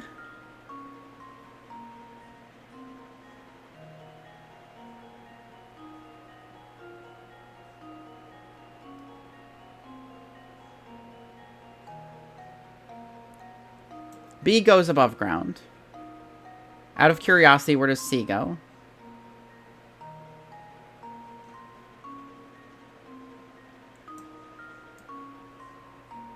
It all goes down. It goes down. So we're going to B.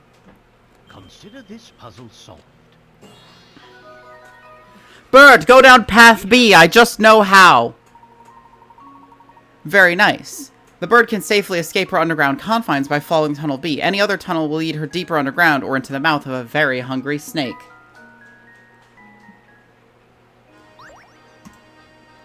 There's my little birdie. I was worried she'd be stuck down there forever. I wish I had some way of thanking you properly. Oh, I know. Here, you can have this tea set and these lovely herbs. Take them. I insist. The tea set minigame has been added to the trunk. We can now have tea. You got the ingredient Oasis Leaf. Used it to create tea blends. Brisk Berry. Bell Tart Seed. Mix and brew a variety of herbal teas. Add multiple doses of herb to increase the herb's effect on the tea. Alright, do we have buffs? Variety of delectable teas. Tea ingredients are currently found today.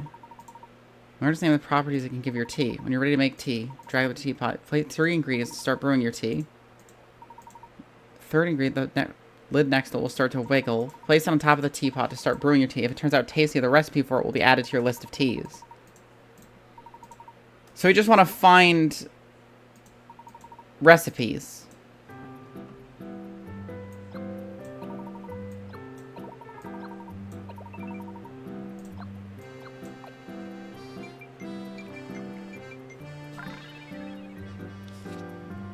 Oh, it's a little sour and a little sweet. Yum!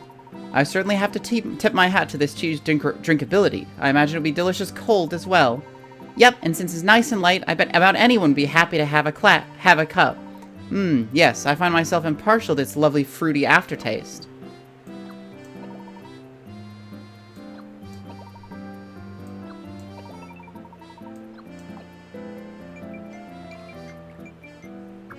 Oh, shit. This tea smells a bit, well, funny. Are you sure we can drink this, Professor? Why not take a sip and find out for yourself?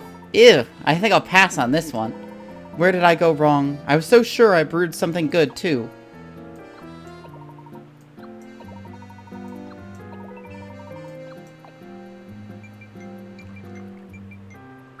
Nope.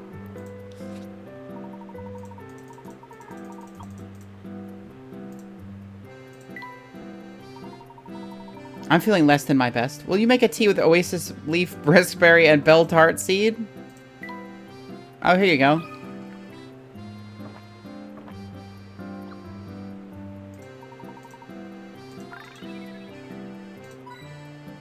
You found a hint coin at the bottom of your teacup. Oh, shit.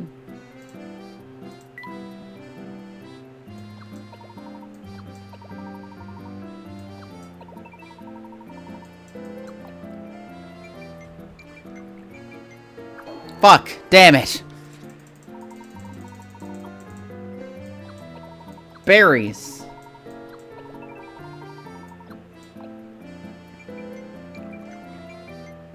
This tea is sour as balls.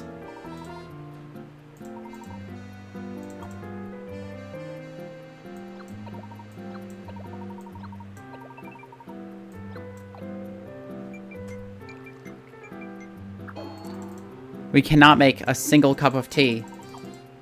We're just fully garbage. We don't know.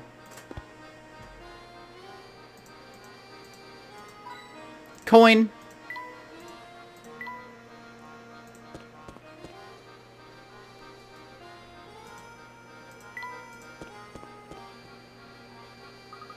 Look at all these booths. Now this is what I call a festival. Ooh, I just love all the hustle bustle. It's so wonderful. Shall we walk around and take in more of the sights then? Definitely. The professor, Luke, and Flora decide to check out the plaza in front of the town hall. The place that they already are. Oh, boo-hoo-hoo. Parting with one so dear to your heart is even more painful than the tightest wig. When she was a child, I used to read to her until she fell asleep. She looked just like an angel. Oh, nothing hurts more so much as, separation's knife. Gee, I don't know about that. I guess I've never really given it much thought. Oh, fret not. I wasn't expecting one as young as you yourself to fully understand a pain such as mine. Don't mind me. I'll just excuse myself now. The way he was carrying on, you'd think he just got dumped. But he seemed sad in a different way, didn't he? Best not to pry too deeply into the private affairs of others, Luke. It's not becoming of a gentleman. You're right, Professor. Hey, fellows. Pleasure to meet you. My name's Albert, and I'm just nuts about our beautiful village. I heard you've been running around Dropstone asking questions, but you haven't talked to me yet. If you solve this puzzle, the king of Dropstone trivia, yours truly, will answer a question for you. Imagine being the #1 trivia master about your town. Below is a wheel of male and female portraits. Select the portrait, and counting the portrait as 1, move 6 portraits either clockwise or counterclockwise. Then cross out the last of these 6 portraits. Repeat this pattern, starting from the next available portrait and moving in the same direction. If you started at just the right portraits, you can remove all the women in the wheel, leaving only the 6 portraits of men behind. Circle this portrait. Remember, you can move clockwise or counterclockwise.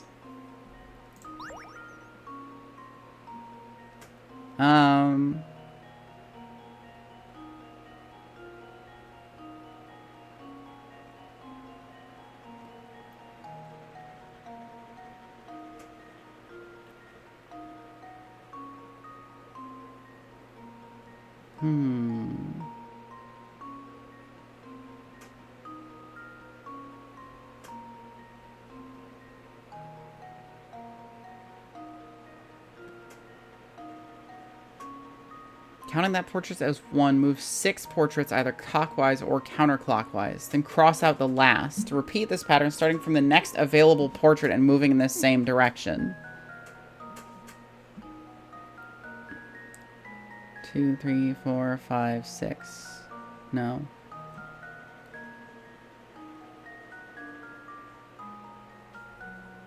Boom, boom, boom.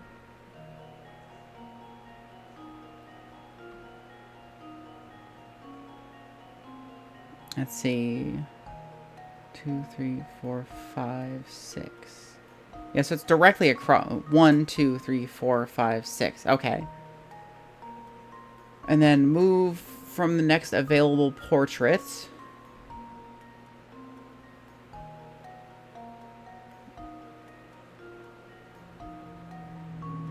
One, two, three, four, five. No.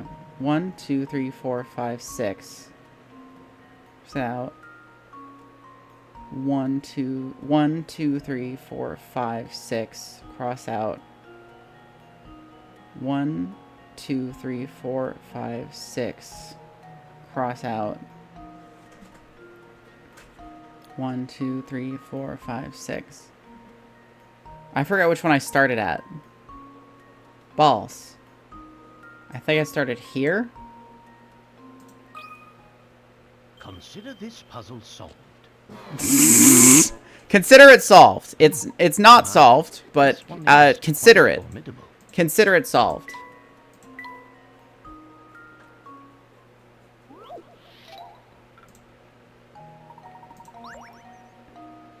Remember, you can move clockwise or counterclockwise.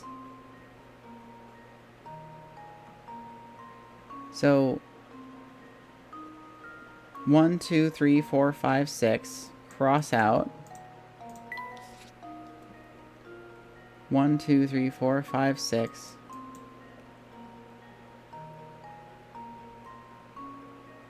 One, 2, 3, 4, 5. 1, 2, 3, 4, 5, 6. 1, 2, 3, 4, 5, 6. 1, 2, 3, 4, 5. 1, 2, 3, 4, 5, 6. No. 1, 2, 3, 4, 5, 6. 1, 2, 3, 4. No.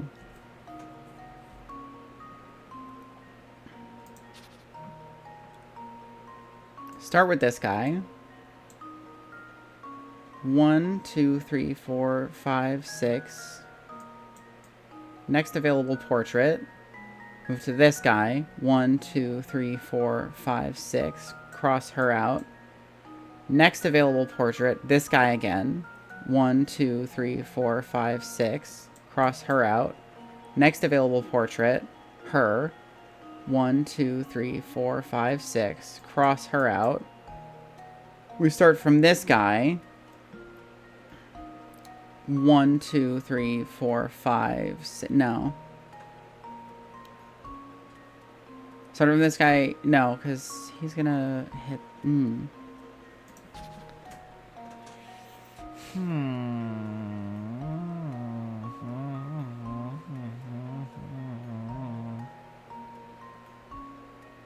Oh, it has to be the same pattern both ways. Okay. 1, 2, 3, 4, 5, 6. 1, 2, 3, 4, 5, 6. 1, 2, 3, 4, 5, 6. See, we just go back to there. I guess it's the next A available, so it's 6. Then that would remove him. 1, 2, 3, 4, 5, 6. 1, 2, 3, 4, 5, 6.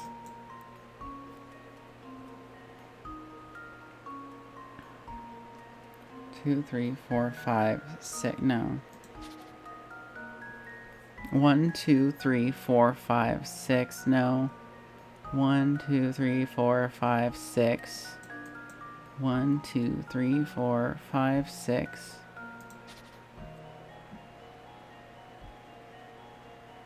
Maybe Luke is the ultimate misogynist. Maybe he's the answer. 1, 2, 3, 4, 5, 6. 1, 2, 3. 1, 2, 3, 4, 5, 6. No, he's not. He can only hit men.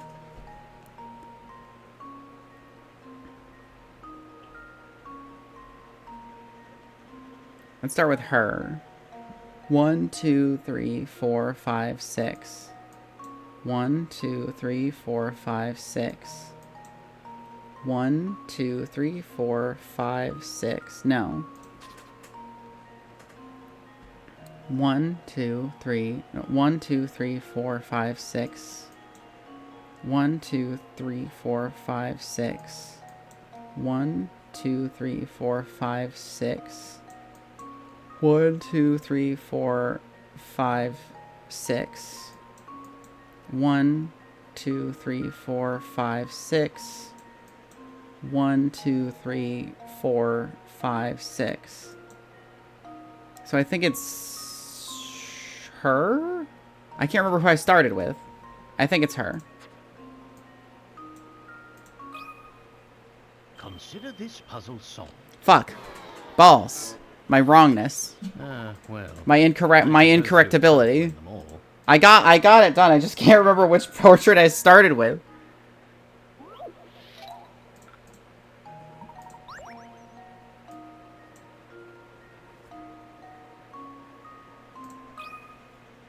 Consider this puzzle solved. There we go. It was just the opposite side. A true gentleman leaves no puzzle unsolved. If you begin counting from the man shown above and proceed counterclockwise around the wheel, you eventually remove all the female portraits. Expertly solved. Oh, it gave me chills. It really did. Okay, ask away. If you got any questions about the village or its history, I'm your man. Would you happen to know anything about a supposedly cursed antique called the Elysian Box? It's hard to believe, but you've gone beyond my area of expertise. I've never heard of the thing. What I can tell you is that people in this town jump at the very mention of curses. From what I gather, it seems they have some connection to the village in the days of its founding. Unfortunately, that's all the info I can really give you on that subject. Sorry to let you down.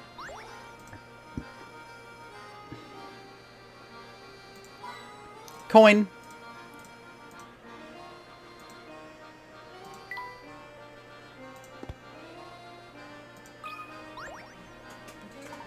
This building appears to be the town hall.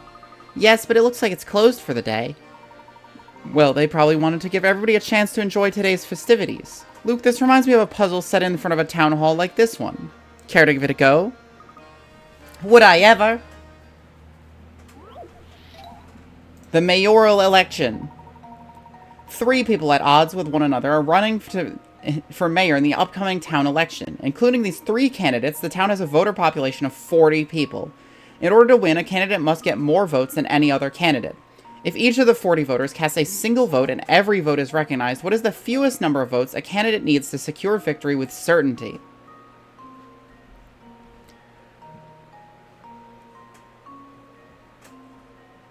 So there's 3 of them. So basically we need to divide 40 into thirds, which would take 39, and then divide that into thirds and just add 1 to it. So it's, what, 13? So 14, I would say.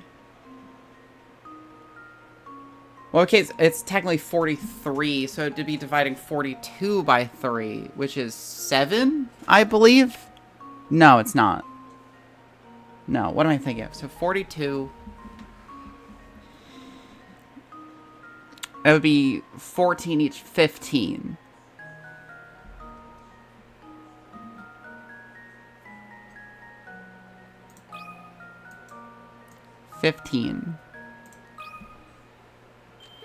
Let's see if this works. Fuck! My math! Well, But my math! There's 43 voters. If you divide 42 by 3, you get 14. So 15 is the amount you would get to certainly win, even if all of it, the rest of it was tied up.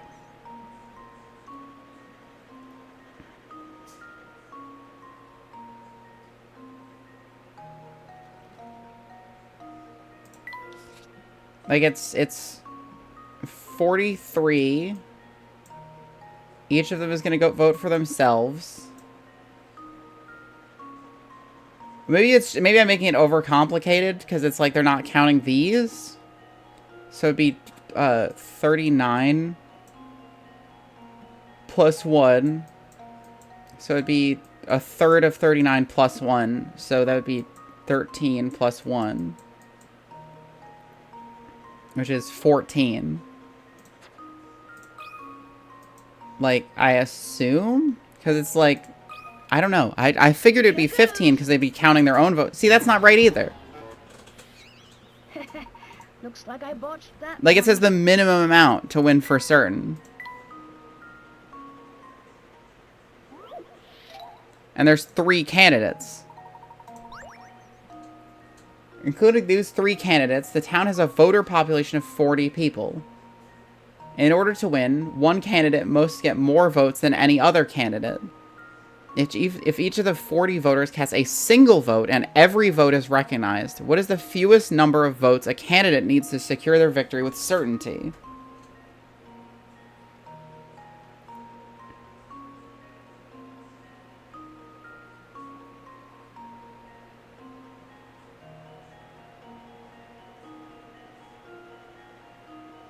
I still think it's 15, because it's like, you get the 13 divided by, you get the 13 each, and then there's one more, and then you add your own vote, which would be 15. I'm very confused. How many votes exist in the town, excluding the 3 cast by the candidates themselves? Already done. The 3 candidates themselves have the right to vote, seeing how each of them wants to win. It's given the candidates will likely vote for themselves. 40 votes minus the 3 votes cast by this... Oh, it's 40 including them. Oh, it's oh, shit. Okay. So it's including them. I did not realize this. I thought it was not including them. So there's actually only 37 votes at stake, which is 36 minus the 1 winning vote.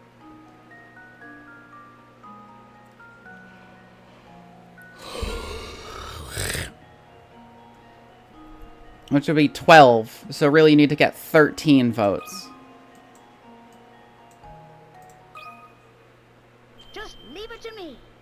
It's not, okay, it's not that either.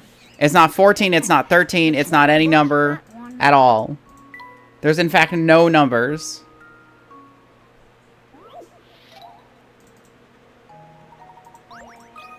$12. Let's just keep lowering it. 12. Why not? Here goes. Well, I'm stumped.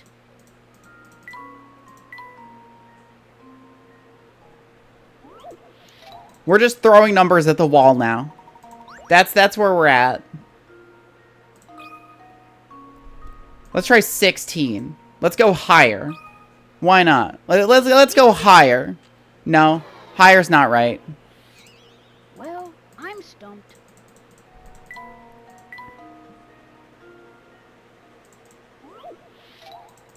We're going down to 11.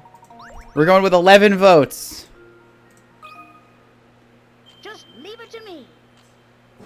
Looks like I botched that one.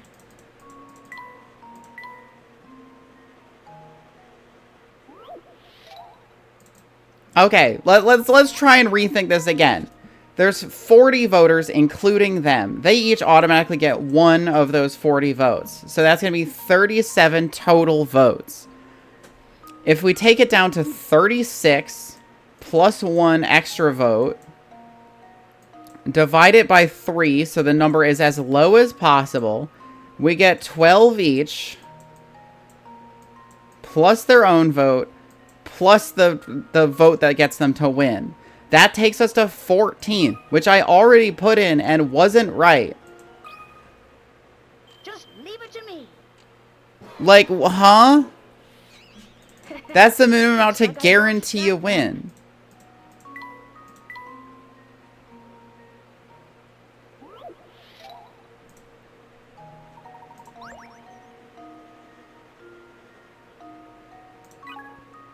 $40 votes minus the 3 leaves you with 37 votes. Then find the number of votes it takes for to gain a majority of the poll of 37 voters and add 1 additional vote to that sum to get your answer.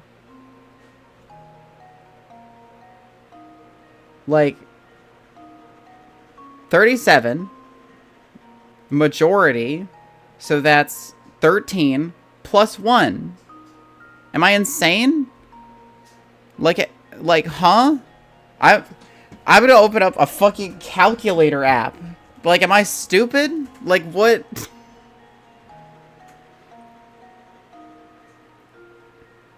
Like, can I just not do math? Okay, 37 divided by 3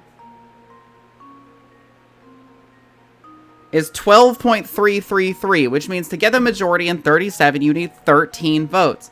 Then you add 1, and that gives you 14. Huh?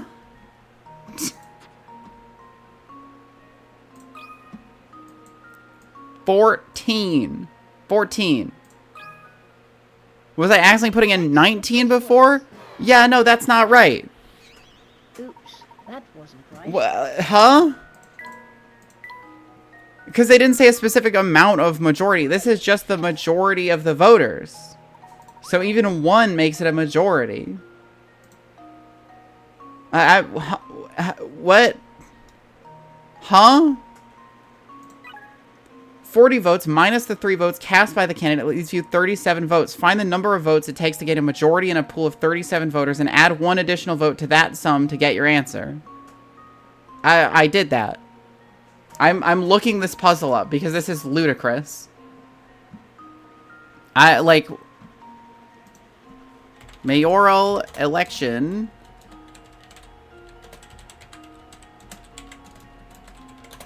Layton. Diabolical box.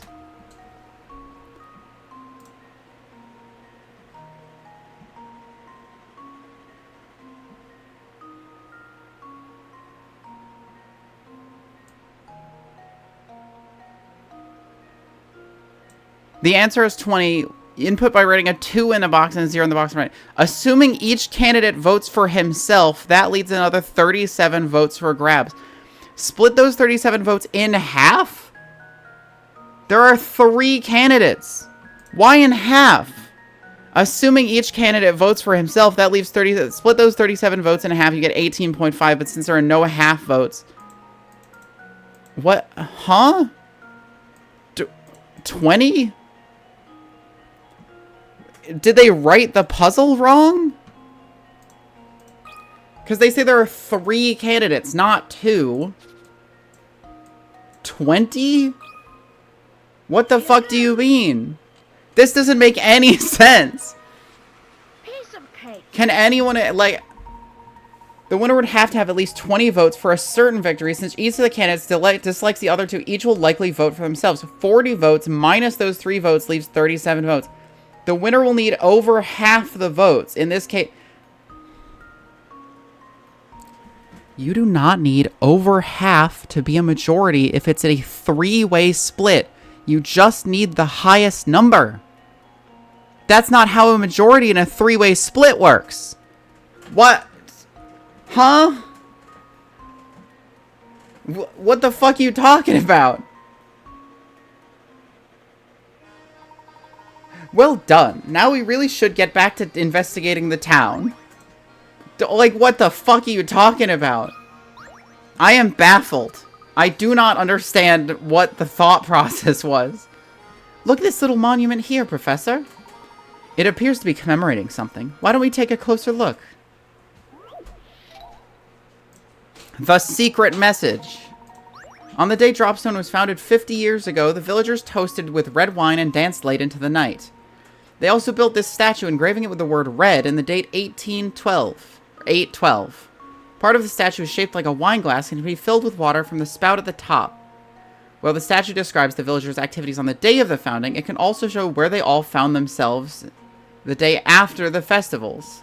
Can you find out where the villagers were? Answer in 3 letters.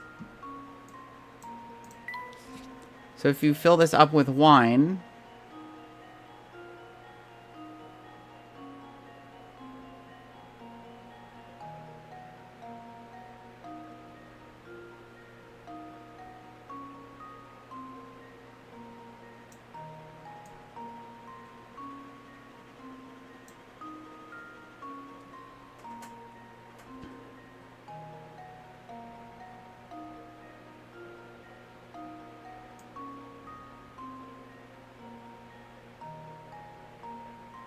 I can't... My assumption is, bed. I assume it's like B, and then E, and then D there? I'm not sure what the fuck the thought process was. I assume this is the answer. But I might be wrong. I might be missing the actual puzzle. Yeah, no, bed. Because they were fucking hungover as shit and tired. Oh, it reverses it. Okay. Bed. Filling the wine glass part of the monument with water creates a reflection that transforms the engraving to 812 red to 813 bed. That's what it was. Everyone must have stayed up so late celebrating the new village of Dropstone that they couldn't get up on time the next morning. It was the date. It was 813 bed. According to the writing here, this village was founded by its first settler 50 years ago. It's strange how 50 years is a long time for a person, but not much time at all for a village. Quite so. But this fact just invites more questions. Why did the founder come here in the first place? It's hard to believe he or she simply set forth from their old residence to found a new village.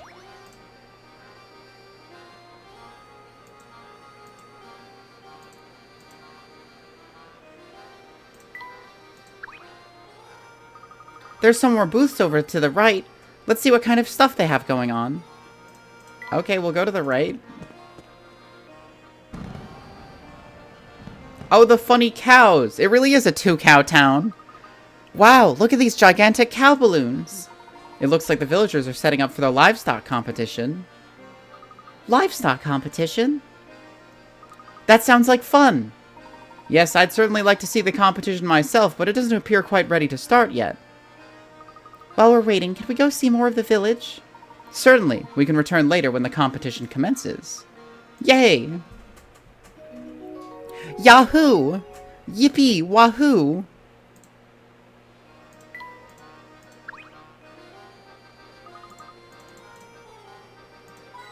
Coin.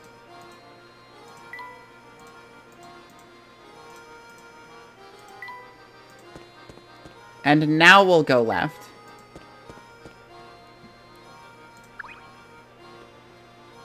I never forget a face, and I don't know any of yours. You must be from the Momentary Express. Since you're new to town, let me clue into a few key facts about Dropstone. Now, I know you're interested, so don't act all bashful and reserved on my account. Listen, if you know one name in Dropstone, make sure it's Mr. Anderson's. Not only is the fellow swimming in money, he pretty much runs Dropstone. But he's a swell guy who treats everyone with respect, even the mailman. That'd be me, by the way. I always say you could tell a heck of a lot about people by the way they treat their local mail carrier. But even nice guys like him have troubles. I hear he spends all his time fretting about his daughter. That reminds me, I just saw a pair of unusual characters head up towards Mr. Anderson's house. The two said they were police from London, but something about them seemed downright fishy. Two people, eh? Are you referring to Inspector Chelmy and his assistant? Chelmy, you say? That sounds right. He said he had official police business. Said he needed to see Mr. Anderson.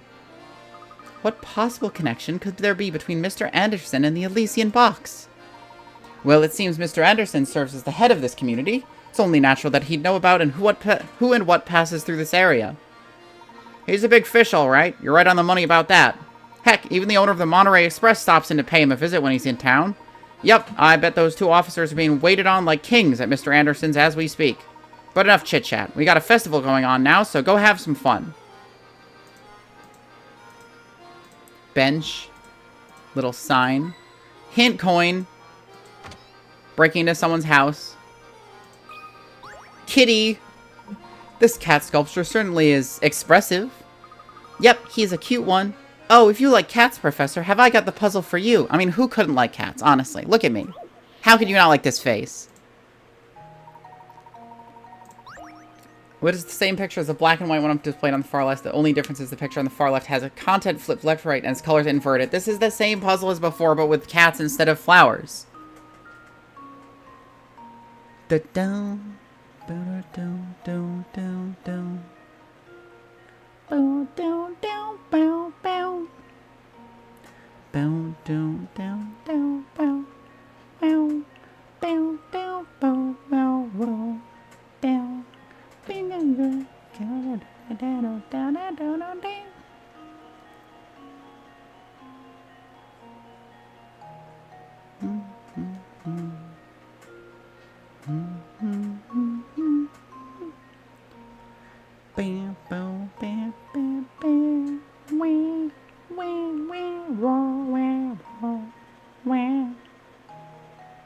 I'm struggling to find many details different about these pictures, to be honest. This one has a thinner line in the middle. But other than that, I don't really see a whole lot of difference. They all have the curly Q whiskers. So do the ones on the bottom. They all appear to have this one lazy eye on the dark side of their head. The bottom one always has a dipped paw and a full dark paw. And then the one on the top has a little bit on this one, and then this one's completely white.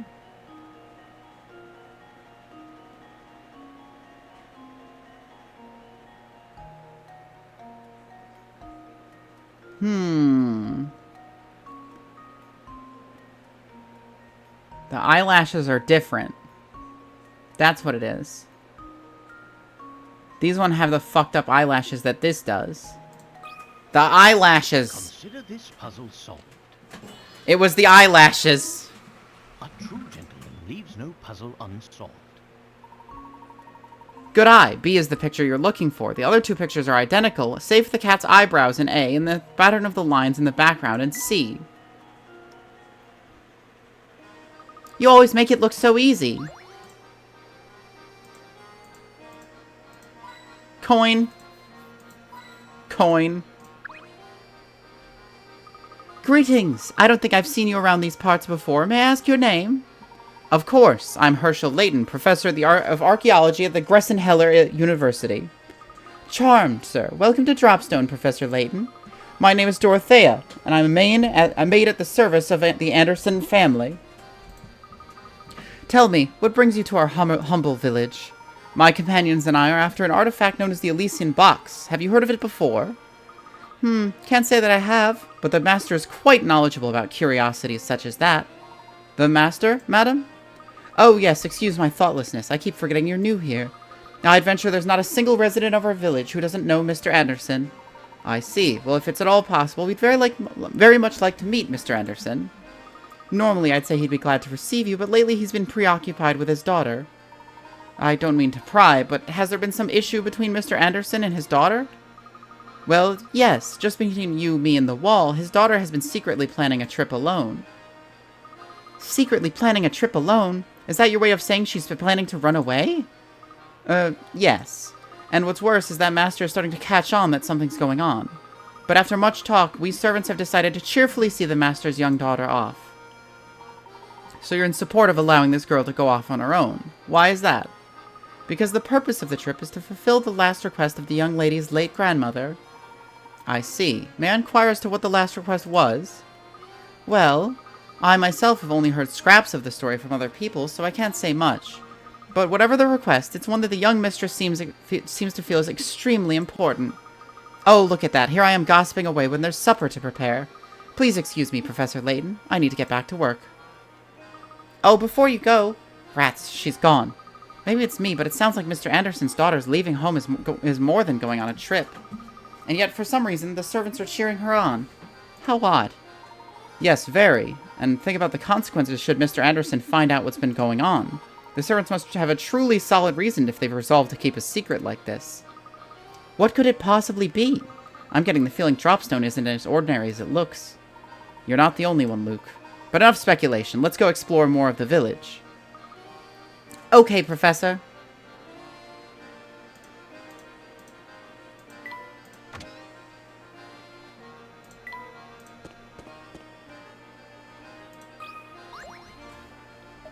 Me?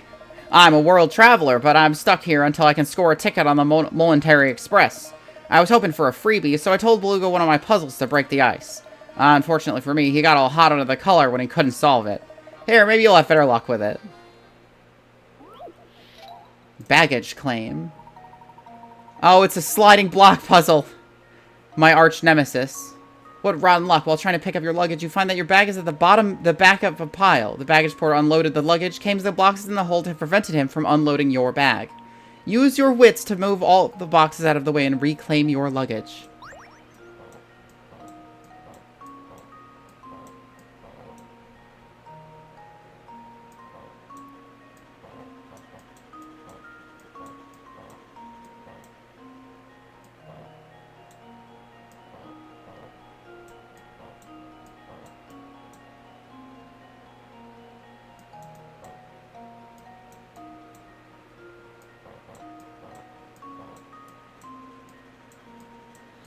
Hmm.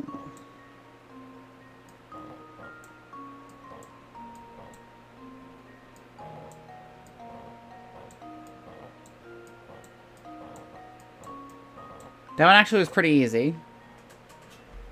Consider this puzzle solved. And there we have it. Very nice. Be sure to show the baggage porter how you did it so that next time he can get your luggage for you. You're a pretty clever bunch, aren't ya? With folks like you around, we might actually solve the mystery of the Momentary Express. People say that train occasionally makes a stop at a phantom town found on no map. Could just be a wild rumor, though. Who knows?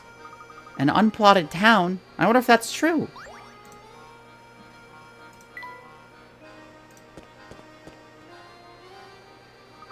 Wowee, look at the size of that mansion. I bet you could get lost in there. It is impressive, to say the least. I'm sure that massive manor belongs to Mr. Anderson. So that's where Inspector Chelmy and his assistant went, right? I'd like to see this place myself. Can we go take a look? No, for now I think our best course of action is to gather what information we can in the village. Besides, I imagine the Andersons have their handful with the 2 guests they currently have. That should do it. Good afternoon. What are you doing there, sir? Me, oh, I'm just doing a little fishing in this here lake. Sounds like a lot of work. Have you had much luck? Actually, that's a good question. Now that I think about it, how many have I managed to catch today? Oh, fuck, we're gonna have to count this guy's fish for him. Oh, it's this one again.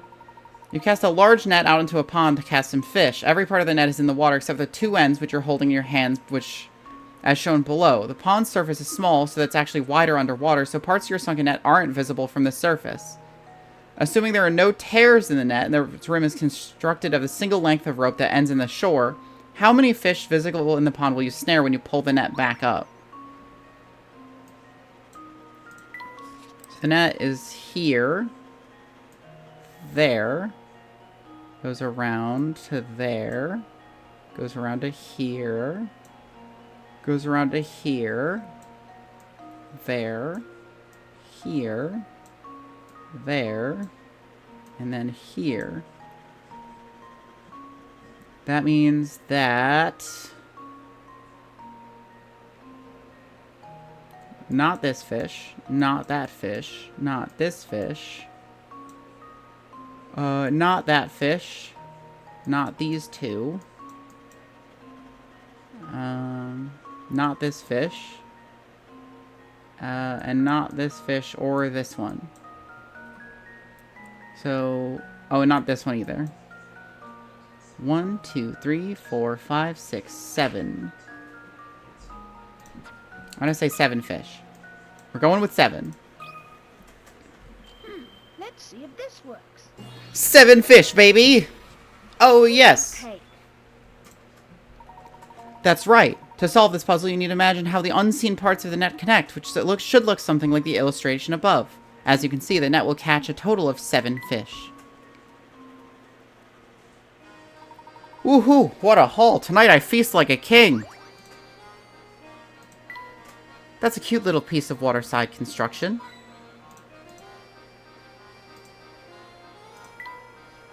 It looks like that mysterious shack from the Curious Village. Oh, hey, man. Oh, it's Inspector Chelmy. Wow, look who it is. Hello, Inspector. Are you returning from the Anderson estate? I don't know where you got your information, Layton, but you're sly as a fox. As a matter of fact, I was just there, but the servant said Mr. Henderson himself wasn't at home. They said the bloke is off presiding over some livestock competition. A likely story, I'm sure. I'm curious, what connection do you see between Mr. Anderson and the case you're investigating? Not that it's any of your business, but perhaps you can be of help. I've heard rumors that the bloke had tried to find this Elysian box in the past, so I went to talk to him. When I got to the house, his butler told me he wasn't home and that I should leave. Can you believe it? I'd bet you a tenner he was just pretending to be out. I went out of my way to see the man. The least he could do was offer me a proper cup of coffee. But why would Mr. Anderson be interested in the Elysian box in the first place? It's anyone's guess, Luke. We won't know more until we can ask him in person. I guess we better head over to that livestock competition that Mr. Anderson is judging. Huh, fine. Let the blasted bloke judge his precious livestock competition then. I won't be there. As far as I'm concerned, this whole thing is a frivolous distraction from the rich. Speaking of which, I can only assume his obsession with the box stems from the excess of time and money on his hands. If you see anything that might help this investigation, report it to me straight away, you hear? We are always happy to cooperate, Inspector. Now, please excuse us. Sure, off you go. Come along, Barton, we've got work to do. Okie dokie, sir. Alright, we better hurry back to the competition grounds. They're gonna go see the livestock competition, which will not go badly. Hello, weirdo. Yeah, Professor, I think this fellow here fell asleep standing up. Judging by his uniform, he must be a security guard. I wonder how his employer feels about his nap. Perimeter is secure. Please confirm identity by solving this puzzle. Oh, he's also presenting puzzles in his sleep. 3 rope loops are tangled together with a single red rope. If you were to pull both ends of the red rope, a single knot would form in the middle. Can you figure out how many of the rope loops would get caught in the knot when it forms? Remember, even if the loop appears to have pulled into the knot, you shouldn't count any your answer until if you can pull the loop free of the red rope with a tug. Interesting. Okay, so the red rope's knot is like, it's this area.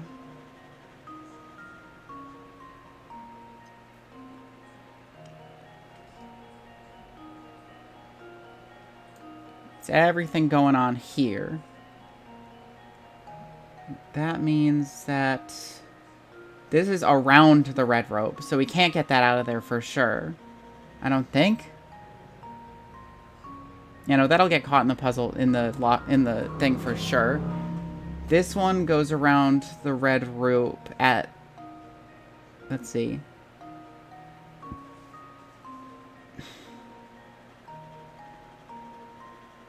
Under this side and over this side. But it's also caught in the green rope. The blue one is fully outside of the knot. I'm gonna go with 2. 2. And now to test my theory. Fuck, balls, ass. Shit. Well, I suppose you can't win them all. Ooh. My wrongness.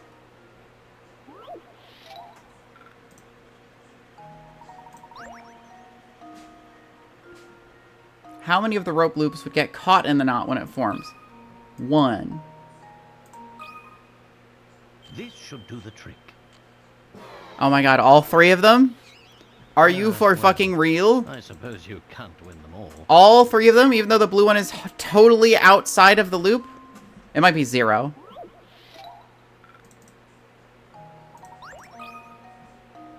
Zero. This should do the trick. None of them, I guess. Even though that one is, like, literally completely intersected with the thing. Not a single loop will truly become entangled in the knot that forms when you pull the red rope to form a knot. 1 loop will fall away, and the other 2 will hang from the red rope, free of the knot. Okay. Sure.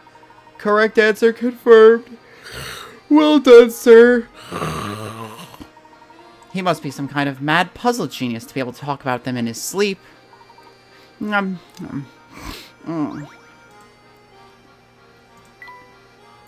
Mad puzzle genius spotted.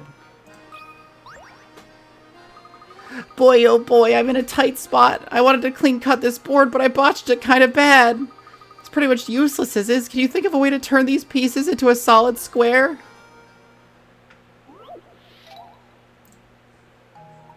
Wow, you did botch it fucking bad. Holy shit.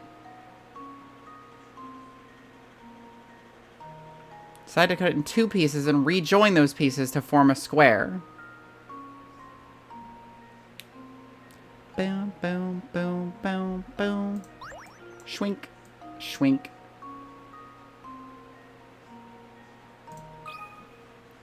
This should do the trick. Kablam! Puzzles. And there we have it. Excellent. Easier than it looks, isn't it? Woohoo, that did the trick, thanks. Now I can finally get back to building that shed. A screw part. Holy fuck, this camera's really coming together. I have no idea what the fuck this piece is supposed to do. I assume it's like the focus or something?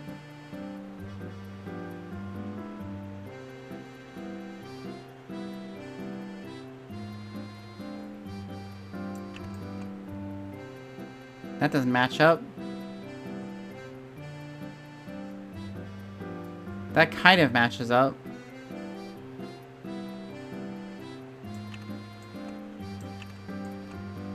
I'm not sure where to put either of these things. Oh. They need help with their tea set. What do you need, Luke? I'm exhausted. Could you make me a tea with some oasis leaf and a double dose of bristberry? Okay.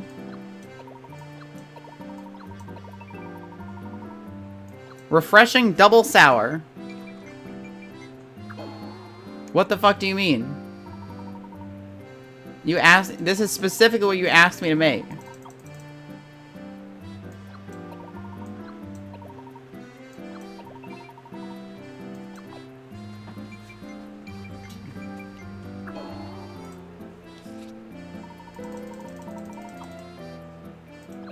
Oh, this is bristberry.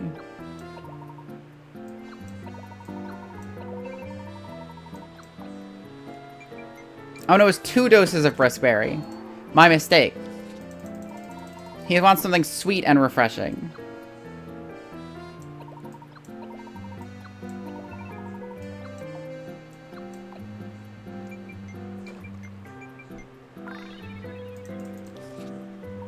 Delicious. I just love how sweet this tea is, Professor.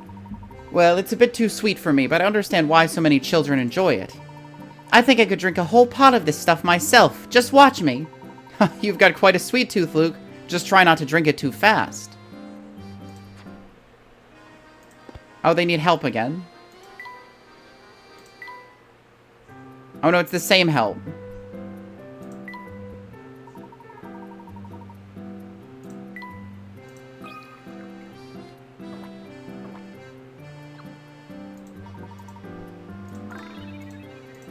Now that's a good idea. Luke seemed restored and in high spirits.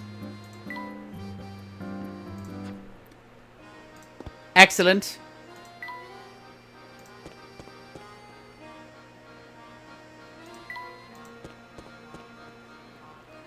My goodness, look at this place. Whew, we made it back in time to catch the competition. If we've been informed correctly, Mr. Anderson is judging the entries. So he should be somewhere around here, right? Indeed. I wonder which of the gentlemen walking around here is our man. Uh-oh. Looks like the 2 men over there are getting pretty hot under the collar about something. I wonder what the matter is. Just look at that mangy coat. Anyone with 2 eyes can see that's no bovine of mine. I know what's going down here. Someone swapped out my cow for this lemon. Well, what do you want me to do about it? Could you at least point out which cow is yours? Now, how do you expect me to do that? Oh, brother, this is gonna get ugly. What seems to be the problem, sirs? This fella here seems convinced someone swapped out his prize cow for another. I'm telling you, that ain't no cow of mine. My girl was perfect from horns to tail. See what I mean? There's just no reasoning with him. We can't start the contest with him carrying on, but I don't know how we can clear up this situation. I'll take care of this. I bet the cows would know if any monkey business went on. Of course. Why didn't I think of that myself? I'll leave this one to you, Luke. Excuse me, miss. Can you help us out here? No? Moo. I see. Moo. Moo moo. Did you find out anything of use? I sure did. If I had to sum up our conversation, it'd go something like this. Misinformation. 5 cows are grazing at the festival. 2 of them are true moo cows, a breed that only tells the truth. The other 3 are no-way cows and use different varieties, always lies. Using each of the following statements from each cow, mark all the no-way cows. Tap a letter to mark the cow behind it. D is a no way. I promise. Oh no, C isn't a true moo cow. A ain't a no way cow, no way. E is definitely a no way if I've ever seen one. B's definitely not a true moo. Okay, so if we take A as truth, then D is a no way cow, which means that D is saying that, which makes E truthful. Which means that B would be the no way cow, which would be lying about C, and A is saying I ain't, which means that A ain't a no way cow, no way. But there are 3 no way cows, so that doesn't work. C isn't a true moo cow. If B is telling the truth, then C is a no way, which means that A is a true moo. Which we get to the same problem. I think. Ain't a no way cow, no way. Which means if you're lying, then A is a no way cow. Which means A is lying, which makes D a truth teller, which makes D, E saying that no way is it. Okay, so it actually works. That actually does work out. Just leave it to me. Puzzle solved, baby! Oh, yes. That's right. Cows A, C, and E are no ways. If you assume each cow to be a no way or a true moo and run through each of the cow's statements, you'll eventually realize that all statements are true when cows A, C, and E are assumed to be no ways. It looks like these 2 ladies swapped places while waiting for the competition to start. Things should be all sorted out now, though. Oh, you betcha! Look at that build, that lustrous coat, that soulful gaze. That's my cow, no doubt. So everything's okay by you? Better than okay, kid. With my darling back, I'm a shoo-in for that blue ribbon. Thanks. Wow, Luke, you sure have a way with animals. Aw, it's nothing, really. Look over here, you two. They're about to announce the winner. That was fast as fuck. And the winner of this year's Drops Down Dairy Crown is...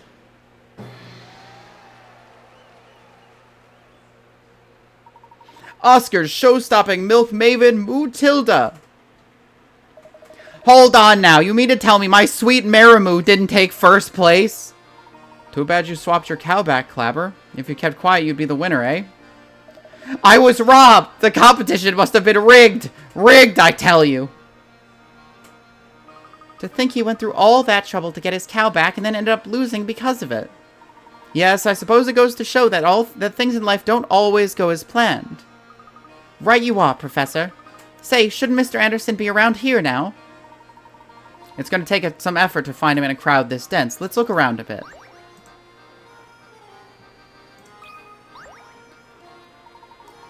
You ever heard the old saying, that clothes make the man?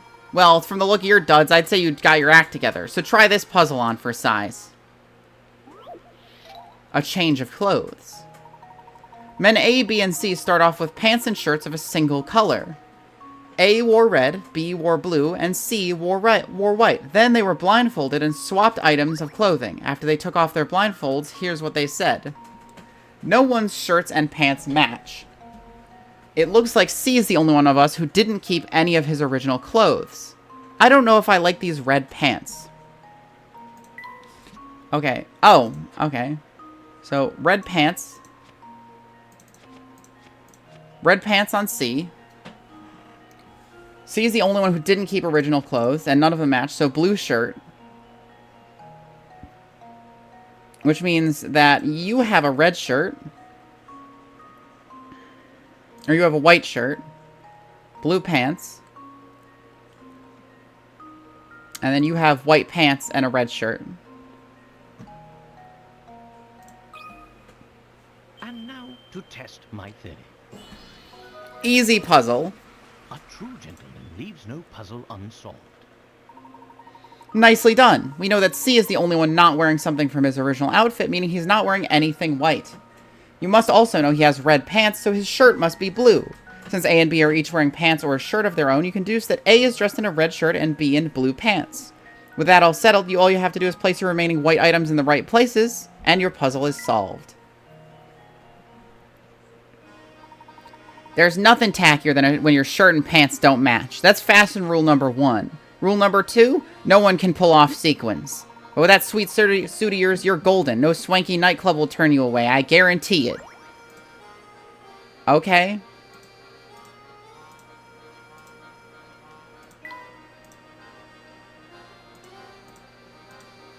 Find Mr. Anderson. Well, he's supposed to be around here. Can you tell me which one Mr. Anderson is?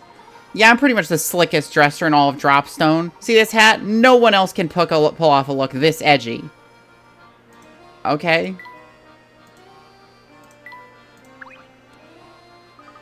I guess we never did manage to meet Mr. Anderson, did we? Yes, what a pity. I had a feeling he'd provide us with a lead on the Elysian box.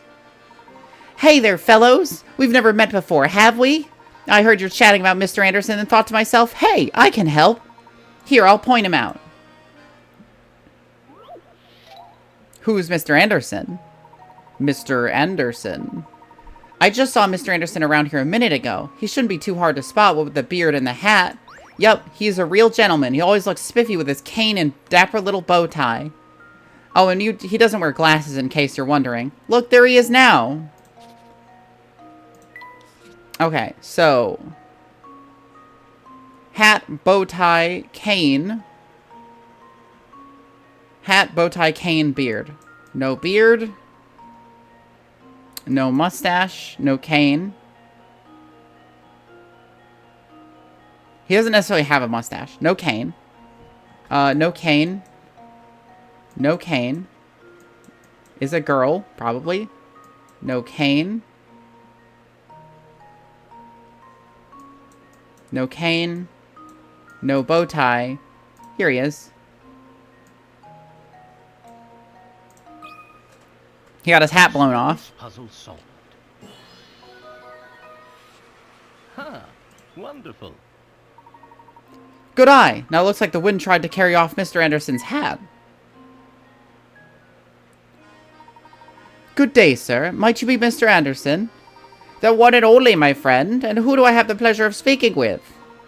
The name's Herschel Layton. My friends and I have come to this fine town in search of the Elysian box. I thought a man of influence such as yourself might be able to offer us some direction. Ah, the Elysian box, you say? Why would you want to go chasing after a thing like that? So you're familiar with it, then? Familiar? No, but I do believe my dear mother once searched after the very box you speak of. Interesting. Please elaborate. Ah, well, my birth mother died when I was very young. The mother I speak of is actually my mother-in-law, Sophia. She founded this village way back when. A kinder soul I never met. Sharp, too. I married into the family, but she treated me like her own flesh and blood. Seeing how I never knew my own mother, I suppose it would be fair to call Sophia my real mother. Even after my wife passed on, Sophia continued to treat me as one of her own. Mother Sophia looked high and low for that box, but she never did find what she was looking for. So she made efforts of her own to search for it. Fascinating. Tell me, where might Sophia be now? She left us last year. In her last days, she spent a lot of time holed up in her room writing. Sadly, I never found out why she was so intent on getting her hands on that box.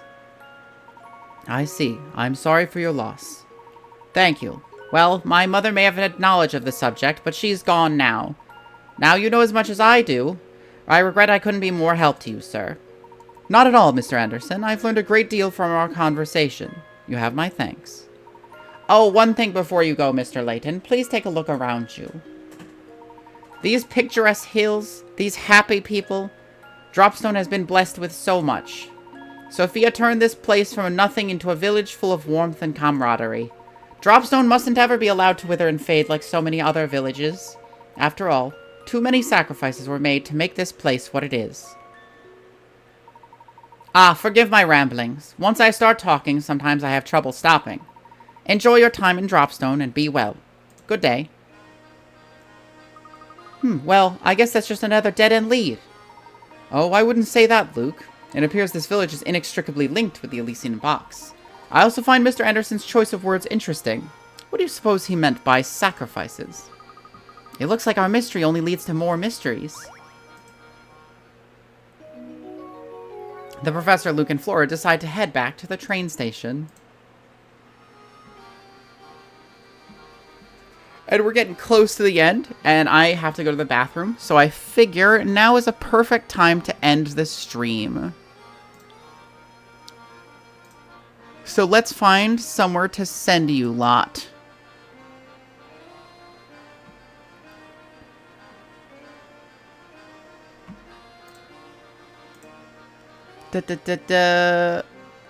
Mezzo is playing Grand Chase Classic, which I don't know what that is, but apparently there's a new character released. So I'm going to go raid Mezzo. I hope you all have an excellent time watching their stream. I will see you again on Friday, where we're going to continue not Professor Layton. We're going to be continuing Ace Attorney Justice for All.